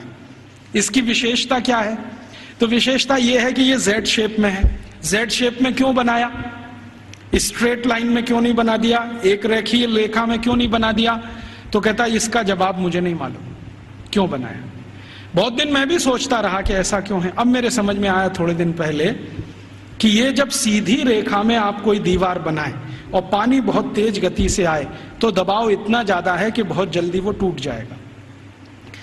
लेकिन अगर आप उसी सीधी रेखा की दीवार को ऐसे ऐसे कर दो तो पानी का प्रेशर डाइवर्ट हो जाएगा और वो डैम कभी भी नहीं टूटेगा। अब समझ में आया कि वो 825 साल से कैसे जिंदा है। तो वो बोल रहा है कि ये एक गुरुकुल ने बनाया हुआ है, और वो गुरुकुल विशाखापट्टनम के नजदीक कभी चला करता था। मैं जब गया इसको देखने के बाद हैदराबाद लौटा तो उनकी जो आर्काइव्स है उसमें गया, तो आर्काइव्स में उसके डॉक्यूमेंट्स मुझे मिल गए और गजट में भी इसके बारे में वर्णन है। तो वो कह रहा है विलियम एडम कि भारत के गुरुकुल में पढ़ने वाले विद्यार्थी और उनको पढ़ाने वाले आचार्य कितने समाज के काम करते हैं उसका ये नमूना है। राजा डैम नहीं बनाते, विद्यार्थी और उनके अध्यापक मिलकर डैम बना देते हैं। और विलियम एडम लिख रहा है कि भारत में ऐसे हजारों तालाब गांव-गांव में विद्यार्थियों ने और उनके अध्यापकों ने बना दिए। ऐसी हजारों गौशालाएं गांव-गांव में विद्यार्थियों ने और अध्यापकों ने बना दी। ऐसी हजारों समाज उपयोगी चीजें जैसे धर्मशालाएं, कुएं, पानी की रहट, ये सब विद्यार्थियों ने अध्यापकों के साथ मिलकर बना दिए। तो विलियम एडम कह रहा है कि भारत के गुरुकुल सिर्फ शिक्षा का केंद्र या विद्या का केंद्र ही नहीं है, ये गुरुकुल अपने विद्यार्थी और अध्यापकों के साथ मिलकर समाज के इतने बड़े काम कर रहे हैं जो वर्षों वर्षों तक भारत के लोगों के उपयोग में आने वाले हैं। तो इस तरह की थी हमारी शिक्षा व्यवस्था। अब क्या हुआ, इस शिक्षा व्यवस्था को जब मैकॉले ने पूरे ठीक से डिस्क्राइब किया लंदन में, तो लंदन में ब्रिटिश पार्लियामेंट के सभी सांसदों ने कहा कि अगर ऐसी शिक्षा व्यवस्था भारत में है तो भारत तो बहुत समृद्धशाली है, पैसे वाला है, ये हमें समझ में आता है। कई गुरुकुलों का उसने वर्णन किया है जो कृषि विज्ञान सिखाते हैं, कृषि शास्त्र सिखाते हैं। तमिलनाडु के कई गुरुकुलों का जिक्र है जिसमें कृषि विज्ञान ऐसा सिखाया जाता है जहां 1 एकड़ में 56 क्विंटल चावल पैदा होता है, उसकी विद्या वो सीखते हैं वहां पर। आज भारत में जितने भी एग्रीकल्चरल यूनिवर्सिटीज है ना, वो 1 एकड़ में 30 क्विंटल से ज्यादा धान कभी पैदा करके दे नहीं पाए, लेकिन 1835 में विलियम एडम कह रहा है कि 1 एकड़ में 56 क्विंटल धान पैदा करना तो सामान्य बात है, और ऐसी शिक्षा देने वाले, विद्या देने वाले सैकड़ों गुरुकुल भारत में है। तो कुछ कृषि सिखाते हैं, कुछ मेटलर्जी सिखाते हैं, कुछ कंस्ट्रक्शन इंजीनियरिंग में सिखाते हैं, कुछ और कुछ सिखाते होंगे, ऐसे 18-20 विषयों के सारे ये गुरुकुल हैं। तो वो कह रहा है कि भारत सुखी है, समृद्धशाली है, वो इन गुरुकुलों के कारण। तो वो कह रहा है कि अब भारत को अगर गुलाम बनाना है तो इस शिक्षा व्यवस्था को जब तक हम तोड़ेंगे नहीं तब तक भारत गुलाम बनता नहीं। तो फिर उसको पूछ रहा है इंग्लैंड का राजा कि अब आपके पास क्या योजना है। तो कह रहा है कि मेरे पास एक योजना है कि हमारी जो सरकार भारत में चल रही है उसको आदेश दिया जाए कि भारत के ये जो गुरुकुल हैं, इंडिजिनस एजुकेशन सिस्टम वो कहते हैं इसको, भारत का स्थानीय शिक्षा तंत्र, तो कह रहे हैं जो इंडियन एजुकेशन सिस्टम है या इंडिजिनस एजुकेशन सिस्टम है, इसको कानून बनाकर हम गैर कानूनी घोषित कर देंगे, इल्लीगल, कि ये सब कुछ अवैधानिक है, गैर कानूनी। उसके लिए कानून बना देंगे लंदन में, यहां से वो चला जाएगा भारत में, उसको लागू करा देंगे। थोड़े दिन में ये सब गुरुकुल बंद हो जाएंगे, क्योंकि हमारे पास जब कानून आ जाएगा तो कानून के डंडे से हम इनको बंद करा देंगे कि ये इल्लीगल है, बंद करो। नहीं बंद करेंगे तो दंड देंगे उनको, थोड़े दिन में दंड देते देते अपने आप बंद हो जाएंगे। तब अंग्रेजों की संसद ने एक कानून बनाया जिसका नाम है इंडियन एजुकेशन एक्ट, और वो पारित हुआ, बाद में भारत की संसद में पारित हुआ और उसको लागू किया गया। तो उसमें तय ये किया गया कि जितने भी गुरुकुलों में संस्कृत माध्यम से विद्या सिखाई जाती है वो सब गैर कानूनी। फिर कहा गया कि जितने भी गुरुकुलों में स्थानीय भाषाओं की मदद से, जैसे तेलुगु, तमिल, कन्नड़, मलयालम, मराठी, गुजराती, इनके माध्यम से विद्या दी जाती है, वो भी गैर कानूनी। तो कानूनी क्या? कानूनी वो जहां अंग्रेजी के माध्यम से शिक्षा दी जाती है, वो कानूनी। तो मैकॉले ने क्या किया, ये कानून लागू करा के फिर भारत के गुरुकुलों पर डंडा चलाया, बुलडोजर चलवाए, एक एक करके उनका नाश किया। जहां गुरुकुल बंद नहीं हो पाए वहां के अध्यापकों को जेल में डाल दिया, विद्यार्थियों को जेल में डाल दिया। कई कई जगह तो अत्याचार इतने हुए कि अध्यापकों के हाथ काट दिए गए, सिर काट दिए गए, कई कई गुरुकुलों में आग लगा दी गई, उनके पुस्तकालय जला दिए। ये सब अंग्रेजों ने अत्याचार 100 साल तक किया, 1840 से 1940 तक। इधर वो अत्याचार करते गए, भारत के गुरुकुल खत्म होते गए। दूसरी तरफ उन्होंने कॉन्वेंट स्कूल शुरू किए जो यूरोप में आज भी चलते हैं और किसी उद्देश्य की पूर्ति के लिए चलाए जाते हैं। मैं आपको एक इंटरेस्टिंग बात और बता दूं कि जो अंग्रेजी दस्तावेजों का मैं अध्ययन कर रहा हूं उसमें से एक और दस्तावेज है। ये कॉन्वेंट क्या होता है? यूरोप में एक बहुत खराब परंपरा है जो अभी 1950 तक चलती रही। जैसे स्त्रियों को वोट देने का अधिकार नहीं, स्त्रियों में आत्मा नहीं, वो बैंक अकाउंट नहीं खोल सकते, ऐसी ही एक बहुत खराब परंपरा इंग्लैंड में, फ्रांस में, जर्मनी, सभी देशों में, कि बच्चों को घर में रखना नहीं, बच्चे पैदा हुए तो अनाथ आश्रम में देना, ये उनकी पुरानी परंपरा है। और कई लोगों ने तो क्या किया है कि बच्चों को पैदा होते ही घर के बाहर टोकरी में रख दिया कि अनाथ आश्रम का कोई आएगा उठा ले जाएगा, लेकिन कई बार कुत्ते उठा ले जाते हैं उसको, भेड़िए उठा ले जाते हैं। यूरोप का जो आधुनिक फिलोसोफर्स में एक माना जाता है ना, रूसो, उसके 5 बच्चे पैदा हुए, 4 को उसने ऐसे ही छोड़ दिया घर के बाहर टोकरी में रख के, 2 को कुत्ते खा गए, 2 को अनाथ आश्रम वाले ले गए। यूरोप में ये बहुत पुरानी परंपरा है बच्चों को लावारिस छोड़ना। क्यों छोड़ना? तो प्लेटो कहता है कि स्त्री और पुरुष के आनंद के क्षणों में बच्चे बाधा हैं, इसलिए मत रखो घर में। ये प्लेटो की शिक्षा है। वो कहता है कि अच्छे नहीं है बच्चे घर में रखना। और वो ये कहता है कि जीवन का चरम तो आनंद ही है, और वो भी शरीर का आनंद है। वो कहता है जीवन तो इसी के लिए मिला है कि हम शारीरिक आनंद की प्राप्ति करें, और बच्चे इसमें बाधा हैं, तो बच्चों को रखना नहीं घर में, तो छोड़ देना। तो वहां बच्चे छोड़ने की परंपरा है। अब बच्चे छोड़े जाते हैं तो राजा उनकी व्यवस्था करे छोड़े हुए बच्चों की। तो राजा कुछ संस्थाएं खड़ी करता है, उन संस्थाओं को कॉन्वेंट कहते हैं। कॉन्वेंट माने लावारिस बच्चों को पालने वाली संस्थाएं, अनाथ बच्चों को पालने वाली संस्थाएं। कॉन्वेंट माने अनाथ बच्चों के स्कूल, लावारिस बच्चों के स्कूल। तो यूरोप में ये कॉन्वेंट चलते हैं। तो ये मैकॉले कह रहा है कि भारत में भी यही चलाएंगे हम। तो कोई सांसद उससे पूछ रहा है कि भारत में कोई अनाथ होता है? उसने कहा होता तो नहीं है, लेकिन हम बनाएंगे। होता तो कोई नहीं है, क्योंकि भारत में किसी बच्चे के माता पिता भी मर जाएं तो उसके चाचा चाची हैं, ताऊ ताई है, मामा मामी है, मौसा मौसी है, बुआ फूफा, कोई तो लेगा उसको। यूरोप में तो है माता पिता, तो भी छोड़ देंगे। तो यूरोप में ये जो लावारिस बच्चे हैं, इनको पालने के लिए कॉन्वेंट खड़े किए जाते हैं। कॉन्वेंट को चलाने वाले ज्यादातर क्रिश्चियन इंस्टीट्यूट होते हैं या चर्च होता है। राजा चर्च को दान देता है और उस पैसे से ये सब चलते हैं।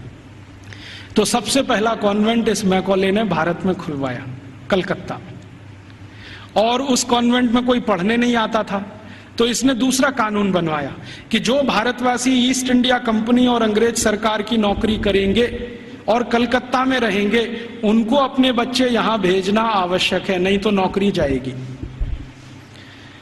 तो जबरदस्ती भारतवासी जो उनके यहां काम करते थे, उन्होंने अपने बच्चे भेजना शुरू किया। फिर धीरे धीरे 1 कॉन्वेंट से 2 हुआ, 2 से 3 हुए, 3 से 10, 10 से 20, 50, 100, अब हजारों हो गए। अब भारत में ऐसा कोई गांव नहीं जहां कॉन्वेंट नहीं। तो मैकॉले ने एक विष बीज डाल दिया जो अभी वट वृक्ष बन के फैल गया। अब तो ऐसे ऐसे कॉन्वेंट स्कूल हैं इस देश में, बजरंगबली कॉन्वेंट स्कूल। आपको देखना हो तो मैं दिखा सकता हूं आपको। बंबई में है, ग्रांट रोड के पास है, रेलवे स्टेशन से बिल्कुल सटा हुआ, बजरंगबली कॉन्वेंट स्कूल। हाँ, और एक कॉन्वेंट स्कूल है संतोषी माता कॉन्वेंट स्कूल, एक है सरस्वती देवी कॉन्वेंट स्कूल, एक महावीर स्वामी कॉन्वेंट स्कूल खुला है अभी बेंगलोर में, जबरदस्त। अब इनको पूछो चलाने वालों को कि बजरंगबली का कॉन्वेंट से क्या रिश्ता है, या सरस्वती देवी कब कॉन्वेंट स्कूल में पढ़ने गई थी। मूर्खों के मूर्ख इस देश में पैदा हो गए, ना तो अंग्रेज हैं ना तो हिंदुस्तानी हैं, खिचड़ी बन के इस समाज में पड़े हुए। ना उसमें से आप चावल निकाल सकते हैं, ना मूंग की दाल का दाना निकाल सकते। ये खिचड़ी लोगों ने देश का सत्यानाश कर दिया। ये सब मैकॉले की संतान है। मैकॉले तो छोड़ गया कुछ। जब अंग्रेज गए थे ना, तो रिकॉर्ड्स बताते हैं कि 350 कॉन्वेंट स्कूल थे 15 अगस्त 1947 तक। अब शायद वो 30-35 हजार हो गए हों, तो कोई आश्चर्य की बात नहीं। अब यूरोप में जो कॉन्वेंट स्कूल हैं, वैसी ही शिक्षण यहां हो रहा है। यूरोप में क्या होता है ना, मैंने आपसे कहा कॉन्वेंट माने लावारिस बच्चों के स्कूल। तो वहां जो बच्चे पढ़ने आते हैं, उनको सिखाया जाता है कि देखो ये जो अध्यापक है वो अध्यापक नहीं है, ये फादर है, ये मदर है, क्योंकि असली का पता नहीं।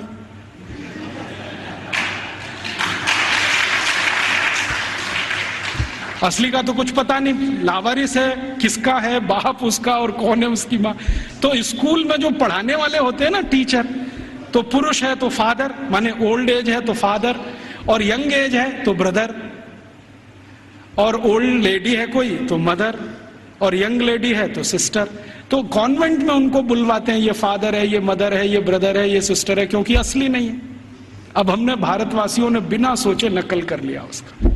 हमारे यहां तो घर में है असली, और कॉन्वेंट में जा रहा है बच्चा तो वहां हो गए नकली, और वहां उसको मदर फादर ही बोलना पड़ता है। अब भारतीय परंपरा में यह है कि किसी बच्चे की 2 माताएं तो हो सकती हैं, बाप दो नहीं होते कभी। भगवान कृष्ण की दो माताएं थी, एक ने जन्म दिया, एक ने पाला। रामचंद्र जी मानते हैं कि मेरी 3 माँ हैं, एक ने जन्म दिया है, बाकी 2 प्रेम दे रहे। तो माताएं 2 हो सकती हैं, 3 हो सकती हैं, बाप हमेशा एक ही होता है। अब हमारे कॉन्वेंट में पढ़ने वाले नौनिहालों के हर एक के 2-2 बाप हैं। एक तो घर में है असली और दूसरे हैं वहां नकली।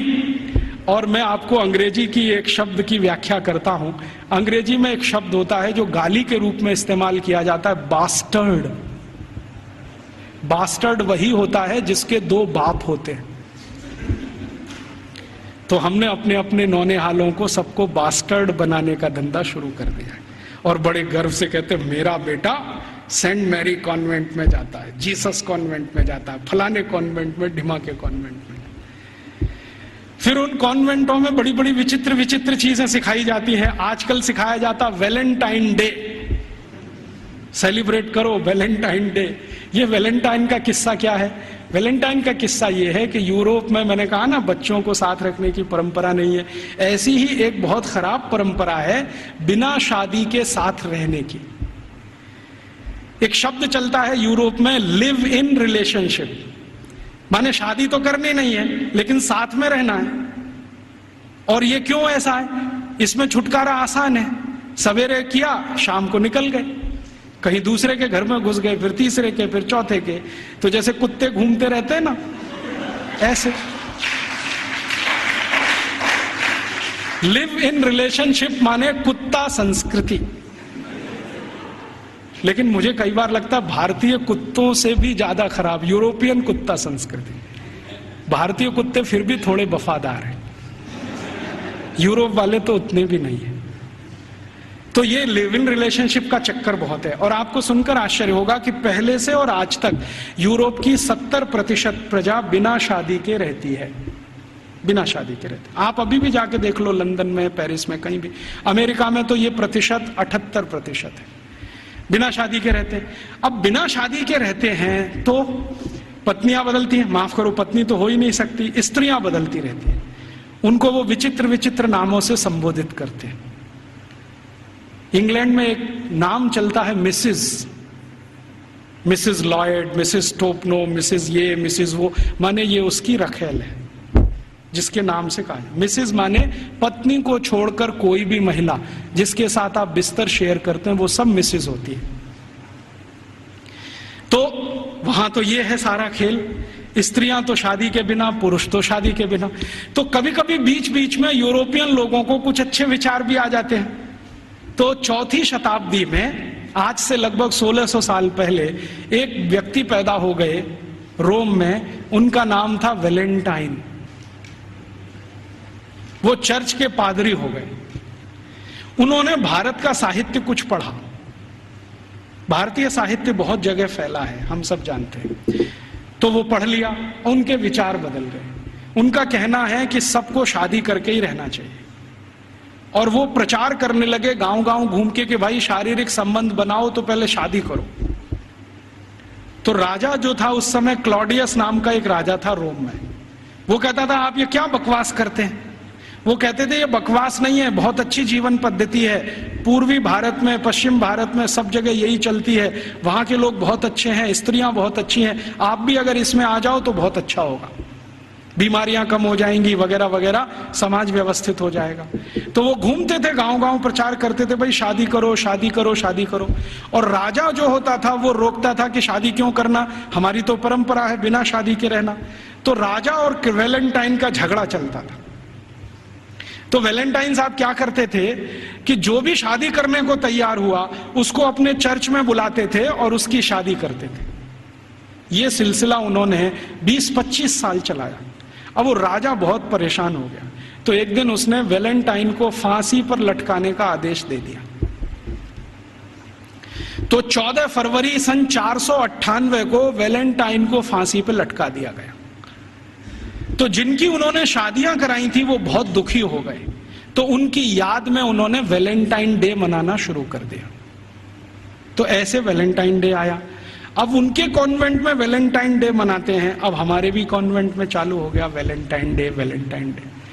यहां तो कोई समस्या नहीं है शादी करके रहने की, वहां तो शादियां ही नहीं होती हैं। अब हमारे स्कूलों में वैलेंटाइन डे मनाता है तो बच्चे क्या करते हैं, ग्रीटिंग कार्ड खरीदते हैं, अपनी अम्मा को देते हैं, would you be my valentine, फिर बाप को भी दे देते हैं, would you be my valentine. इन मूर्खों को पता ही नहीं कि वैलेंटाइन थे कौन, इसका मतलब क्या है। अम्मा को पूछ रहे हैं would you be my Valentine.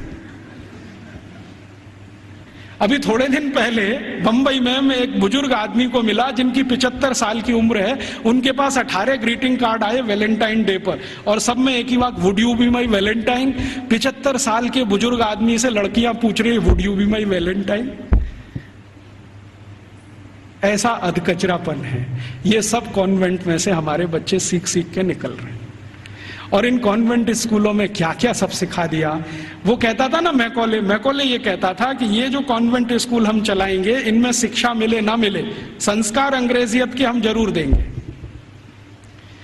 तो क्या होगा, तो कह रहा है वो कि भारतवासी जितने साल इसमें से पढ़कर निकलेंगे ना, तो वो शरीर से दिखने में भारतीय होंगे, आत्मा से अंग्रेज हो जाएंगे, फिर यही हमारी मदद करेंगे और भारत को गुलाम बनाए रखने में व्यवस्था करेंगे। तो संस्कार देना है उनको तो अपना, तो वो दे रहे हैं। अब वह जो कॉन्वेंट में वैलेंटाइन डे सिखा दिया, फिर उन्होंने पता नहीं मदर्स डे सिखा दिया, फादर्स डे सिखा दिया। मदर्स डे पता है क्या होता है यूरोप में?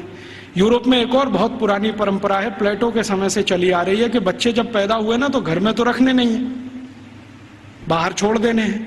तो उन बच्चों को मां का दूध नसीब नहीं है, तो चर्च में जो होती है ना सिस्टर्स होती है, वो अपना दूध उनको उपलब्ध कराती है। अब आप में से कई लोगों को यह प्रश्न होगा कि बायोलॉजिकली ये संभव कैसे है, वो नर्स तो मां बनी नहीं तो उसको दूध कैसे आएगा। लेकिन अभी आधुनिक विज्ञान ने यह सिद्ध कर दिया है कि कोई बच्चा लगातार 2-3 दिन तक बिना विवाहित किसी महिला को लगातार स्तनपान करे तो चौथे 5वें दिन से दूध आना शुरू हो जाता है। तो उनके यहां नर्सिंग जो होती है वो सिस्टर्स के द्वारा होती है या नर्सेस के द्वारा होती है, मां नहीं करती है। लेकिन कभी कभी साल में कोई एक दिन मनाना हो तो वो मदर्स डे मनाते हैं, जिस दिन मां अपने बच्चे को दूध पिलाने के लिए वहां जाती है कॉन्वेंट, तो उनके यहां मदर्स डे होता है। ऐसे ही उनके यहां फादर्स डे होता है। फादर्स डे का चक्कर क्या है, यूरोप के बच्चे वैसे तो घर में रहते नहीं, जो गलती से किसी ने रख लिए तो उनको अपने बाप के साथ खाना खाने का अधिकार नहीं है। डाइनिंग टेबल पर अपने बाप के साथ वो नहीं बैठ सकते। बाप अपने डाइनिंग टेबल पे खाना खाएगा दोस्तों के साथ, जब वो चला जाएगा खाना खा के तो बाद में बच्चे डाइनिंग टेबल पे बैठते हैं। लेकिन साल में कोई एक दिन वो फिक्स करते हैं जब बच्चे बाप के साथ बैठे डाइनिंग टेबल पर, उस दिन वो फादर्स डे मनाते हैं। अब उनके मदर्स डे, उनके फादर्स डे, उनके ब्रदर्स डे, उनके सिस्टर्स डे या उनका वैलेंटाइन डे, उसके पीछे कुछ कहानियां हैं। हम बिना सोचे समझे अंधों की तरह से इस पे लग गए। कई बार मैं देखता हूं अजमेर जैसे शहर में, जयपुर जैसे शहर में मदर्स डे पे रैली निकाली जा रही है, प्ले कार्ड लेके बच्चियां अपने अपने हाथ में जा रही हैं, स्कूल कॉलेज उनका छुड़वा दिया जाता है, और ये सब मूर्ख सरकारी अधिकारी किया करते हैं। फिर फादर्स डे पे निकालते हैं, फिर इस पे निकालते हैं, ये सब तमाशेबाजी। ये मैकॉले हमारे यहाँ छोड़ के गया, और वो बार बार कहता था कि हमें संस्कार देना है, शिक्षा दे पाए ना दे पाए वो महत्व का नहीं, अंग्रेजियत का संस्कार देना है। तो वो दे गया। अब वो हमारे खून में घुस गया, और इतना घुस गया है कि कुछ समझ में नहीं आता ये निकले कैसे। कई बार मैं किसी के घर में जाता हूं तो पिताजी का नाम है रामदयाल, माताजी का नाम गायत्री देवी, बेटे का नाम टिंकू। अब मैं पूछता हूं कि ये रामदयाल और गायत्री देवी का टिंकू कहां से आ गया, या रामदयाल और गायत्री देवी की बेटी का नाम डिम्पल, ट्विंकल, बबली, डबली। क्या है बबली का मतलब, क्या है डबली का मतलब, इस तरह के नाम हमने रखे हुए। घुस गई अंग्रेजियत हमारे घर में। हम सब मातृभाषा में हिंदी हैं और रोज घर में बोलते हो Rajiv Dikshit she is my missus. तो मैं पूछता हूं really she is your missus? क्योंकि यूरोप में मिसेस का माने धर्म पत्नी को छोड़कर कोई भी महिला, और उनकी धर्म पत्नी कहती हो Rajiv Dikshit he is my mister. तो मैं पूछता हूं रियली? क्योंकि यूरोप में मिस्टर का माने पति को छोड़कर कोई भी पुरुष, और मिस तो बहुत ही खराब है। मिस है फ्रेंच शब्द है। मिस का माने एक ऐसी महिला जो जिंदगी भर वैश्यावृत्ति करे, शादी ना कर सके, वो मिस है। हम बड़े गर्व से लिखते हैं मिस फलाना, मिस ढिमाका, मिस ये, मिस वो, बिना सोचे समझे। और सबसे खतरनाक शब्द यूरोप में है अंकल, सबसे खतरनाक है। क्योंकि जिसके बारे में आपको कुछ बताना ही नहीं हो उसको अंकल बोल दो, जिसके बारे में नहीं बताना हो उसको आंटी बोल दो। हमारे यहाँ अंकल आंटी कैसे हो सकते हैं? या तो चाचा होंगे, या तो काका होंगे, या तो मामा होंगे, या तो मौसा होंगे, या तो ताऊ होंगे। सब कुछ हमारे यहाँ निश्चित है। अंकल तो बहुत ही अनिश्चित शब्द है, आंटी तो और भी। मैं कॉलेज छोड़ गया तो हमने अपने बच्चों से मम्मी बोल, डैडी बोल, ये बुलवाना शुरू कर दिया। मम्मी का मतलब है मरा हुआ, और डैडी मरे हुए जैसा, और बड़े शौक से बुलवाते मम्मी बोल, डैडी बोल। अब यूरोप में जो भूषा थी ना, वो हमारे कॉन्वेंट में घुस गई। यूरोप में क्या टाई लगाना है, सूट पहनना है, क्योंकि ठंड बहुत है। हमने यहाँ 50 डिग्री टेम्परेचर वाले अजमेर में भी टाई लगवा दिया सबको। इतनी भयंकर गर्मी है, अंदर से पसीना पसीना हो रहा है। और कभी कभी तो रोज मैं ये दृश्य देखता हूँ, एक दूल्हे राजा जून की गर्मी में शादी करने जा रहे हैं, 3 पीस सूट और टाई लगा के घोड़े पे चढ़ के बैठे हुए हैं। उनको पूछो भाई तुमको सुपर इडियट बनने का यही दिन मिला है? कहता राजीव भाई एक दिन तो कर लेने दो, तो तुमको यही दिन मिला है अपनी शादी का? ऐसे हमारी भाषा बदल दिया, भूषा बदल गया, भोजन बदल गया। कॉन्वेंट स्कूलों से बच्चे सीख रहे हैं पिज्जा खाओ, बर्गर खाओ, हॉट डॉग खाओ, कोल्ड डॉग खाओ, चाउमीन खाओ, नूडल्स खाओ। तो उनका भोजन, उनकी भाषा, उनकी भूषा, उनका भजन, रॉक म्यूजिक, पॉप म्यूजिक, सब कुछ घुस गया। अब ये कर दिया, सब बंटा था। अब ना तो हम भारतीय रह पाए, ना अंग्रेज बन पाए। अगर कोई सभ्यता खिचड़ी बन जाए, उसका भविष्य बहुत खराब होता है। मुझे कई बार ऐसा लगता है कि या तो हम भारतवासी पूरी ताकत लगा के अपने को अंग्रेज बना लें, नहीं तो पूरी ईमानदारी से भारतीय हो जाएं। ये अधकचरे ना रहें बीच में, क्योंकि इस अधकचरेपन ने हमारी जनरेशन्स को, पीढ़ियों को खत्म कर दिया। तो इस अंग्रेजियत के शिक्षा तंत्र ने जो यूरोप से आया, क्या किया है आज हमारे देश में। एक दो और उदाहरण देता हूं। कॉन्वेंट स्कूलों में किताबें पढ़ाई जाती हैं जिनमें बिल्कुल स्पष्ट बच्चों को सुनाया जा रहा है, पढ़ाया जा रहा है कि भगत सिंह तो आतंकवादी, ऊधम सिंह तो आतंकवादी, चंद्रशेखर तो आतंकवादी, और महाराजा रणजीत सिंह तो लुटेरे। आप जानते हैं सिख समाज के बहुत प्रतिष्ठित धर्मगुरु महाराजा रणजीत सिंह, जिन्होंने न सिर्फ अंग्रेजों से लोहा लिया बल्कि मुसलमानों से भी इस देश को बचाया, उनको लुटेरा। हमारे भारत में एक जाति है जिसको जाट कहते हैं। जाटों के बारे में अंग्रेज ये कहा करते थे कि इनकी ताकत बहुत है, इसलिए उन्होंने जाट रेजिमेंट बनाया। आपको मालूम है जाट रेजिमेंट? ऐसे ही जाटों के पैरेलल महाराष्ट्र में है मराठा, वो भी एक तरह से जाट ही हैं। तो मराठा रेजिमेंट बनाया, जाट रेजिमेंट बनाया, क्योंकि इनमें ताकत बहुत है। इनका जो डीएनए है ना, बहुत स्पेशल किस्म का है। लड़ना, लड़ाना, मारना, मरना, उनको इसमें मजा आता है। कभी भी अपनी जान की परवाह नहीं करेंगे, हाँ किसी के लिए भी जान दे देंगे, ऐसे लोग। तो जाटों को अंग्रेजों ने लिख मारा और कॉन्वेंट स्कूलों में पढ़ाया जा रहा है अंग्रेजों के जर खरीद गुलाम।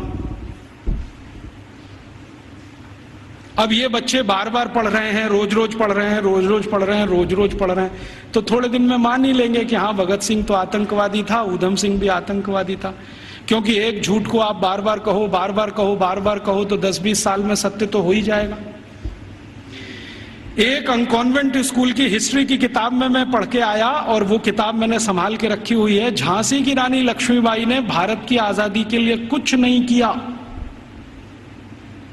और उसका जीवन चरित्र लिखा गया है कि वो एक अंग्रेज अधिकारी जॉन लेक के प्रेम और मोहब्बत में ही फंसी रही जिंदगी भर। झांसी की रानी लक्ष्मीबाई के बारे में ऐसी सब चीजें पढ़ाई जा रही हैं। और धीरे धीरे हुआ क्या है, इन कॉन्वेंट स्कूलों के बनाए हुए सिलेबस को भारत सरकार ने सारे देश का सिलेबस बना दिया है, पूरे देश का।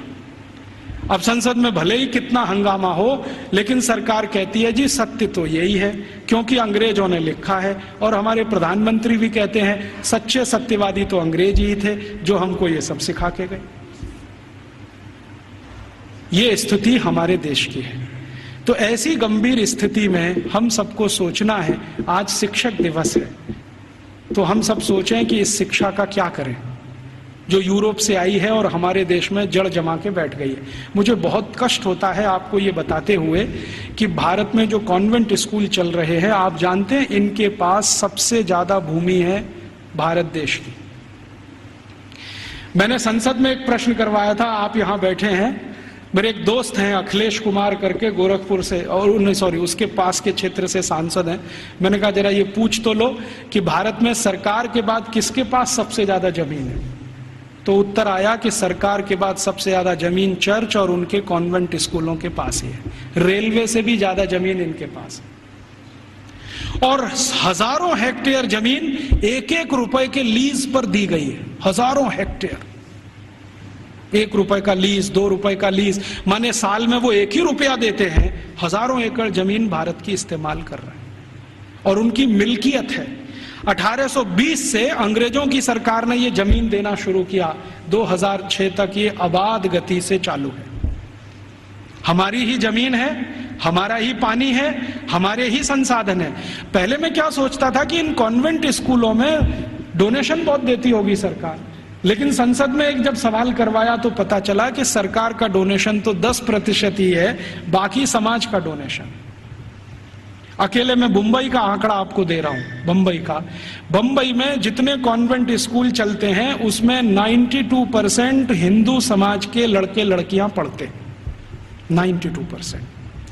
2.5% क्रिश्चियन समाज के हैं और बकाया में मुसलमान हैं। ये है स्थिति। तो 92% विद्यार्थी हिंदू समाज के जो पढ़ते हैं बंबई में कॉन्वेंट स्कूलों में, वो सब विद्यार्थी के माँ बाप 1 साल की फीस के रूप में 18,000 करोड़ रुपए देते हैं। आप सोचते हैं ये रकम कितनी बड़ी है? राजस्थान सरकार के बजट का लगभग आधा बंबई, सिर्फ बंबई के कॉन्वेंट। फिर कलकत्ता के कॉन्वेंट, मद्रास के कॉन्वेंट, हैदराबाद के कॉन्वेंट, दिल्ली के, इन सबको मैंने जोड़ना शुरू किया। फिर B क्लास सिटीज के कॉन्वेंट, जैसे अजमेर है, जयपुर है, ऐसे शहर। फिर C क्लास। कुल कॉन्वेंट स्कूलों में साल का भारतीय समाज के द्वारा 1 लाख करोड़ रुपए से ज्यादा का डोनेशन और फीस दी जा रही है। हमसे पैसा ले रहे हैं और हमारे ही बच्चों का दिमाग घुमा रहे हैं। और ऐसे ऐसे दिमाग घुमाए जाते हैं। एक कॉन्वेंट स्कूल के खिलाफ मैंने मुकदमा दाखिल किया हुआ है गुजरात हाई कोर्ट में। मामला क्या था, छोटे छोटे बच्चे वहां पढ़ने को आते हैं, तो उन बच्चों को लेने के लिए बस जाती है, तो ड्राइवर को कहा जाता है कि जानबूझ के बस बंद कर देना। तो कभी भी वो ड्राइवर बस बंद कर देता है। फिर बच्चों को कहता देखो बस खराब हो गई, तुम्हारे भगवान का नाम लो। तो बच्चे का नाम लेते हैं, हनुमान जी का, राम का, बस चालू नहीं होती। फिर वो कहता देखो तुम्हारे भगवान तो कमजोर हैं, ये तो चालू नहीं हो रही। अब ईसा मसीह का नाम लो। जैसे ही बच्चे ईसा मसीह का नाम लेते हैं वो तुरंत स्टार्ट कर देता है। तो 3-3 साल के बच्चों के दिमाग में आ जाता अरे ईसा मसीह तो बहुत ताकतवर है। फिर वो बच्चे आके अपने घर में मम्मी पापा को बोलते हैं अरे देखो हमारी बस खराब हो गई थी, हमने ईसा मसीह का नाम लिया, वो चालू हो गई। ये मैंने एक घर में एक बच्चे के मुंह से सुना, उस दिन मेरी आत्मा हिल गई। मैंने कहा ये हो क्या रहा है। आज मैं आपके यहां आने से पहले शाहपुरा एक छोटे से नगर में था, तो वहां पर राम सनेही संप्रदाय के एक बड़े संत हैं। उन्होंने तो कहा कि इतना ही नहीं होता, कॉन्वेंट स्कूल में आगे भी होता है। बच्चे जो छोटे छोटे होते हैं ना, जिनके मन भोले भाले हैं, उनको एक खेल खिलाया जाता है कि उनके राम और कृष्ण है ना, उनकी मूर्तियां बनाई जाती हैं मेटल्स की और बच्चों को दिया जाता है। फिर वो कहते हैं कि स्विमिंग पूल में इनको तैराओ, तो बच्चे उनको डाल देते हैं, वो सब डूब जाती है क्योंकि मेटल्स की। तो कहते हैं देखो तुम्हारे भगवान डूब गए। फिर उन्हीं छोटे छोटे बच्चों को काष्ठ की मूर्तियां दी जाती है, लकड़ी की, ईसा मसीह की, कहते हैं तैराओ, तो वो तैरने लगती है। तो बच्चों को कहते हैं देखो ईसा मसीह इतने ताकतवर हैं कि वो तैर सकते हैं, रामकृष्ण तो डूब गए तो तुमको भी डूब। तो लोकमान्य तिलक की इस बात को फिर याद करें, दुश्मन हमसे ताकतवर है, बहिष्कार करो और असहयोग करो। बाद में गांधी जी ने उसको और तेज से कहा। हम इन कॉन्वेंट स्कूलों को और इस एजुकेशन को हटाना चाहते हैं यूरोपियन, तो इसके लिए असहयोग करो और बहिष्कार करो। मतलब मैंने आपसे कहा कि 92% विद्यार्थी हमारे हैं जो वहां पढ़ने जा रहे हैं, इनको रोको। और हम इसको अपने घर से शुरू करें कि हम हमारे घर के किसी बच्चे को कॉन्वेंट में नहीं पढ़ाएंगे, क्योंकि हम उसको बास्टर्ड नहीं बनाएंगे। वो इंजीनियर बने ना बने, डॉक्टर बने ना बने, कम से कम बास्टर्ड तो ना बने। इतना अपमान तो ना करें हम अपने पिता का। तो हम नहीं भेजेंगे हमारे बच्चों को। तो फिर कहां भेजेंगे? जो हमारे स्कूल चलते हैं उनमें भेजेंगे। फिर आप कहेंगे उनमें सुख सुविधाएं कम हैं, बढ़ जाएंगी। जब धन का प्रवाह कॉन्वेंट स्कूलों से भारतीय स्कूलों की तरफ होगा तो सुविधाएं भी बढ़ जाएंगी। आप सोचो 18,000 करोड़ रुपया बंबई के कुछ कॉन्वेंट स्कूल को हर साल मिलता है, इतना ही रुपया आर्य समाज के गुरुकुलों को मिल जाए, या सनातन समाज के लोगों को मिल जाए, या किसी और संस्थाओं को मिल जाए जो भारतीयता आधारित गुरुकुल चलाते हैं, तो वो सुख सुविधाओं वाले हो जाएंगे। वो तो धन के प्रवाह को बदलने की जरूरत है। अभी धन का प्रवाह कॉन्वेंट स्कूलों की तरफ है तो सुख सुविधाएं वहां ज्यादा हैं। हमारे स्कूल पानी से प्यासे हैं, बैठने को जमीन पे टाटपट्टी नहीं है, स्कूल में पढ़ाने के लिए ब्लैक बोर्ड नहीं है, सामान्य जरूरतों की चीजें जैसे संडास घर होना चाहिए वो भी नहीं है। तो ये इसलिए कि धन की कमी है, धन का प्रवाह उस तरफ है, इसको मोड़ दो। तो समाज में एक बहस चले इस पर कि ये कॉन्वेंट स्कूल आए कहां से हैं, उनके यहाँ शिक्षा की क्या स्थिति रही है, तो शायद इसमें से एक समझ बने और ये समझ हिंदुस्तान में अगले 2-3 वर्षों में कोई अभियान का स्वरूप ले और ये अभियान हिंदुस्तान के इस विश्व बीज को उखाड़ कर फेंक दे, ऐसी भावना मेरे मन में है। मैंने इसके लिए एक और प्रयास शुरू किया है। बहुत लोग जब कहते हैं कि राजीव भाई विकल्प दो, तो हमने खुद अपने इस आजादी बचाओ आंदोलन की तरफ से 6 गुरुकुल बनाना शुरू किया है और वो लगभग 1 साल में शुरू हो जाएगी। उन सभी गुरुकुलों को वैसे ही पढ़वाना है जैसे कभी 200 साल पहले था। वही 18 विषय हमने चुने हैं जो 200 साल पहले पढ़ाए जाते हैं। और हमारे गुरुकुलों की ये मान्यता रही है कि शिक्षा और विद्या सबके लिए, किसी एक के लिए नहीं। पैसा है या नहीं ये महत्व का नहीं है, शिक्षा और विद्या हर एक के लिए। वो जाति का है, धर्म का है, इससे मतलब नहीं। हमारे गुरुकुलों में सभी तरह के विद्यार्थी। आप तो जानते हैं कि भारतीय शास्त्र कहते हैं कि शिक्षा, विद्या और न्याय और चिकित्सा सबको निशुल्क उपलब्ध होनी चाहिए, बिना किसी भेदभाव के। तो हमने सोचा है कि कम से कम शिक्षा और विद्या तो निशुल्क उपलब्ध कराएं। तो हमारे गुरुकुलों में हम फीस नहीं लेंगे, ये संकल्प से हम शुरू कर रहे हैं। फिर ये चलेंगे कैसे? इनको चलाने के लिए विद्यार्थियों को हर दिन 2 घंटे श्रम दान करना पड़ेगा। या तो 2 घंटे वो चरखा चलाएं, या तो 2 घंटे खेत में काम करें, या तो 2 घंटे वो साबुन बनाएं, मंजन बनाएं, वॉशिंग पाउडर बनाएं। उनको हम बिकवाएंगे और उसके लिए मार्केटिंग नेटवर्क खड़ा कर रहे हैं पूरे देश में, स्वानंद बाजार के नाम से। इनमें ये वस्तुएं बिकेंगी, उससे आमदनी होगी और गुरुकुल उससे चलेंगे, फीस किसी को नहीं देनी पड़ेगी। और हमारा ये मानना है कि जो विद्यार्थी 14 साल पढ़कर निकल गया, कम से कम हर एक के पास 2.5 से 3 लाख रुपए होगा जो उसके अपने श्रम की कमाई होगी। उससे वो अपना कोई व्यवसाय शुरू कर सकेगा, 2,000 रुपए की नौकरी के लिए नहीं भागेगा। और इन सारे गुरुकुलों को हम ज्ञान आधारित बना रहे हैं, डिग्री आधारित नहीं, क्योंकि ज्ञान ऊंचा होता है, डिग्री ऊंची नहीं होती कभी भी। अंग्रेजों ने हमको उल्टा फंसा दिया, ज्ञान आधारित हिंदुस्तान को डिग्री में फंसा दिया। अब हम किसी की भी परीक्षा लेते हैं तो भाई तुम्हारे पास डिग्री क्या है? डिग्री कोई महत्व की नहीं होती। चरक ऋषि की क्या डिग्री थी? सुश्रुत ऋषि की क्या डिग्री थी? सांख्य दर्शन की जिन्होंने पूरे दुनिया को बता दिया, उनकी क्या डिग्रियां थी? खगोल शास्त्र में इतने बड़े बड़े रिसर्च हो गए। आज दुनिया कहती है कि प्लूटो ग्रह नहीं है, हिंदुस्तानियों ने तो 14वीं शताब्दी में कह दिया था कि प्लूटो ग्रह नहीं। अब दुनिया मानती है कि प्लूटो ग्रह नहीं। सूर्य की दूरी पृथ्वी से कितनी है ये आज बोलते हैं, 9वीं शताब्दी में तो हिंदुस्तानियों को मालूम था कि सूर्य और पृथ्वी की दूरी कितनी है। तो ये जितनी महान बातें करने वाले लोग, इनके पास किसी के पास डिग्री नहीं थी, ज्ञान था। ज्ञान ऊंचा होता है, डिग्री नहीं होती। तो हम वही ज्ञान आधारित शिक्षा और विद्या लाना चाहते हैं। अभी शुरू में हम शायद माइनॉरिटी में होंगे, लेकिन हर माइनॉरिटी समय में मेजॉरिटी हो जाती है। कौन जाने कल को ये अभियान चल पड़ा तो बहुत बड़ा हो जाएगा। शुरुआत तो 1-2 से ही होती है, बड़ा होते होते तो बहुत बड़ा सागर बन जाता है। भगत सिंह तो अकेला था, फांसी पे गया, उसके साथ सुखदेव राजगुरु अकेले थे। सबसे पहले तो मंगल पांडे अकेला था, क्योंकि उसकी छावनी में कोई मदद करने को तैयार नहीं। फिर देखो कि हजारों लाखों मंगल पांडे हुए। तो आज हम शुरू कर रहे हैं, हो सकता है थोड़े दिन में ये हजारों लाखों हो जाए, लेकिन इसमें आप सबका प्रयास होगा तो होगा, अकेले हम करेंगे तो नहीं होगा। तो आप भी इसमें लगे, हम भी लगे हैं, और आप में से जो आर्य समाजी हैं उनके लिए तो ये बहुत आसान है। मैंने एक पाठ्यक्रम तैयार किया है, आर्य समाज के जितने गुरुकुल भारत में चलते हैं उनको हम वो दे सकते हैं। हमारा उस पर कोई कॉपीराइट नहीं है, सबको कॉपी करने का कंप्लीट राइट है, क्योंकि हम मानते नहीं कि ज्ञान पर किसी का विशेष अधिकार है। ज्ञान तो सबके लिए, मैंने कहीं से लिया, आपको दिया, आप किसी और को दे दीजिए। तो आर्य समाज के सभी गुरुकुलों को मैं दे सकता हूं और दूसरे गुरुकुलों को दे सकता हूं, वहां भी ये साथ साथ शुरू हो जाए, हम प्रयास करें, आप भी करें, तो हो सकता है 3-4 साल में इस देश की शिक्षा का ढांचा और दिशा दोनों बदल जाए। ऐसे अभीष्ट की कामना करके आपके पास आया, आपने बड़े ध्यान शांति से सुना, आपका आभारी हूं। इन बातों को किसी और को भी सुनाएंगे तो और आभारी रहूंगा। कुछ बातें ऐसी मैंने कही हों जो आपको अच्छी न लगी हो तो उनको यहीं छोड़कर जाइए, उसके लिए माफी चाहता हूं। धन्यवाद।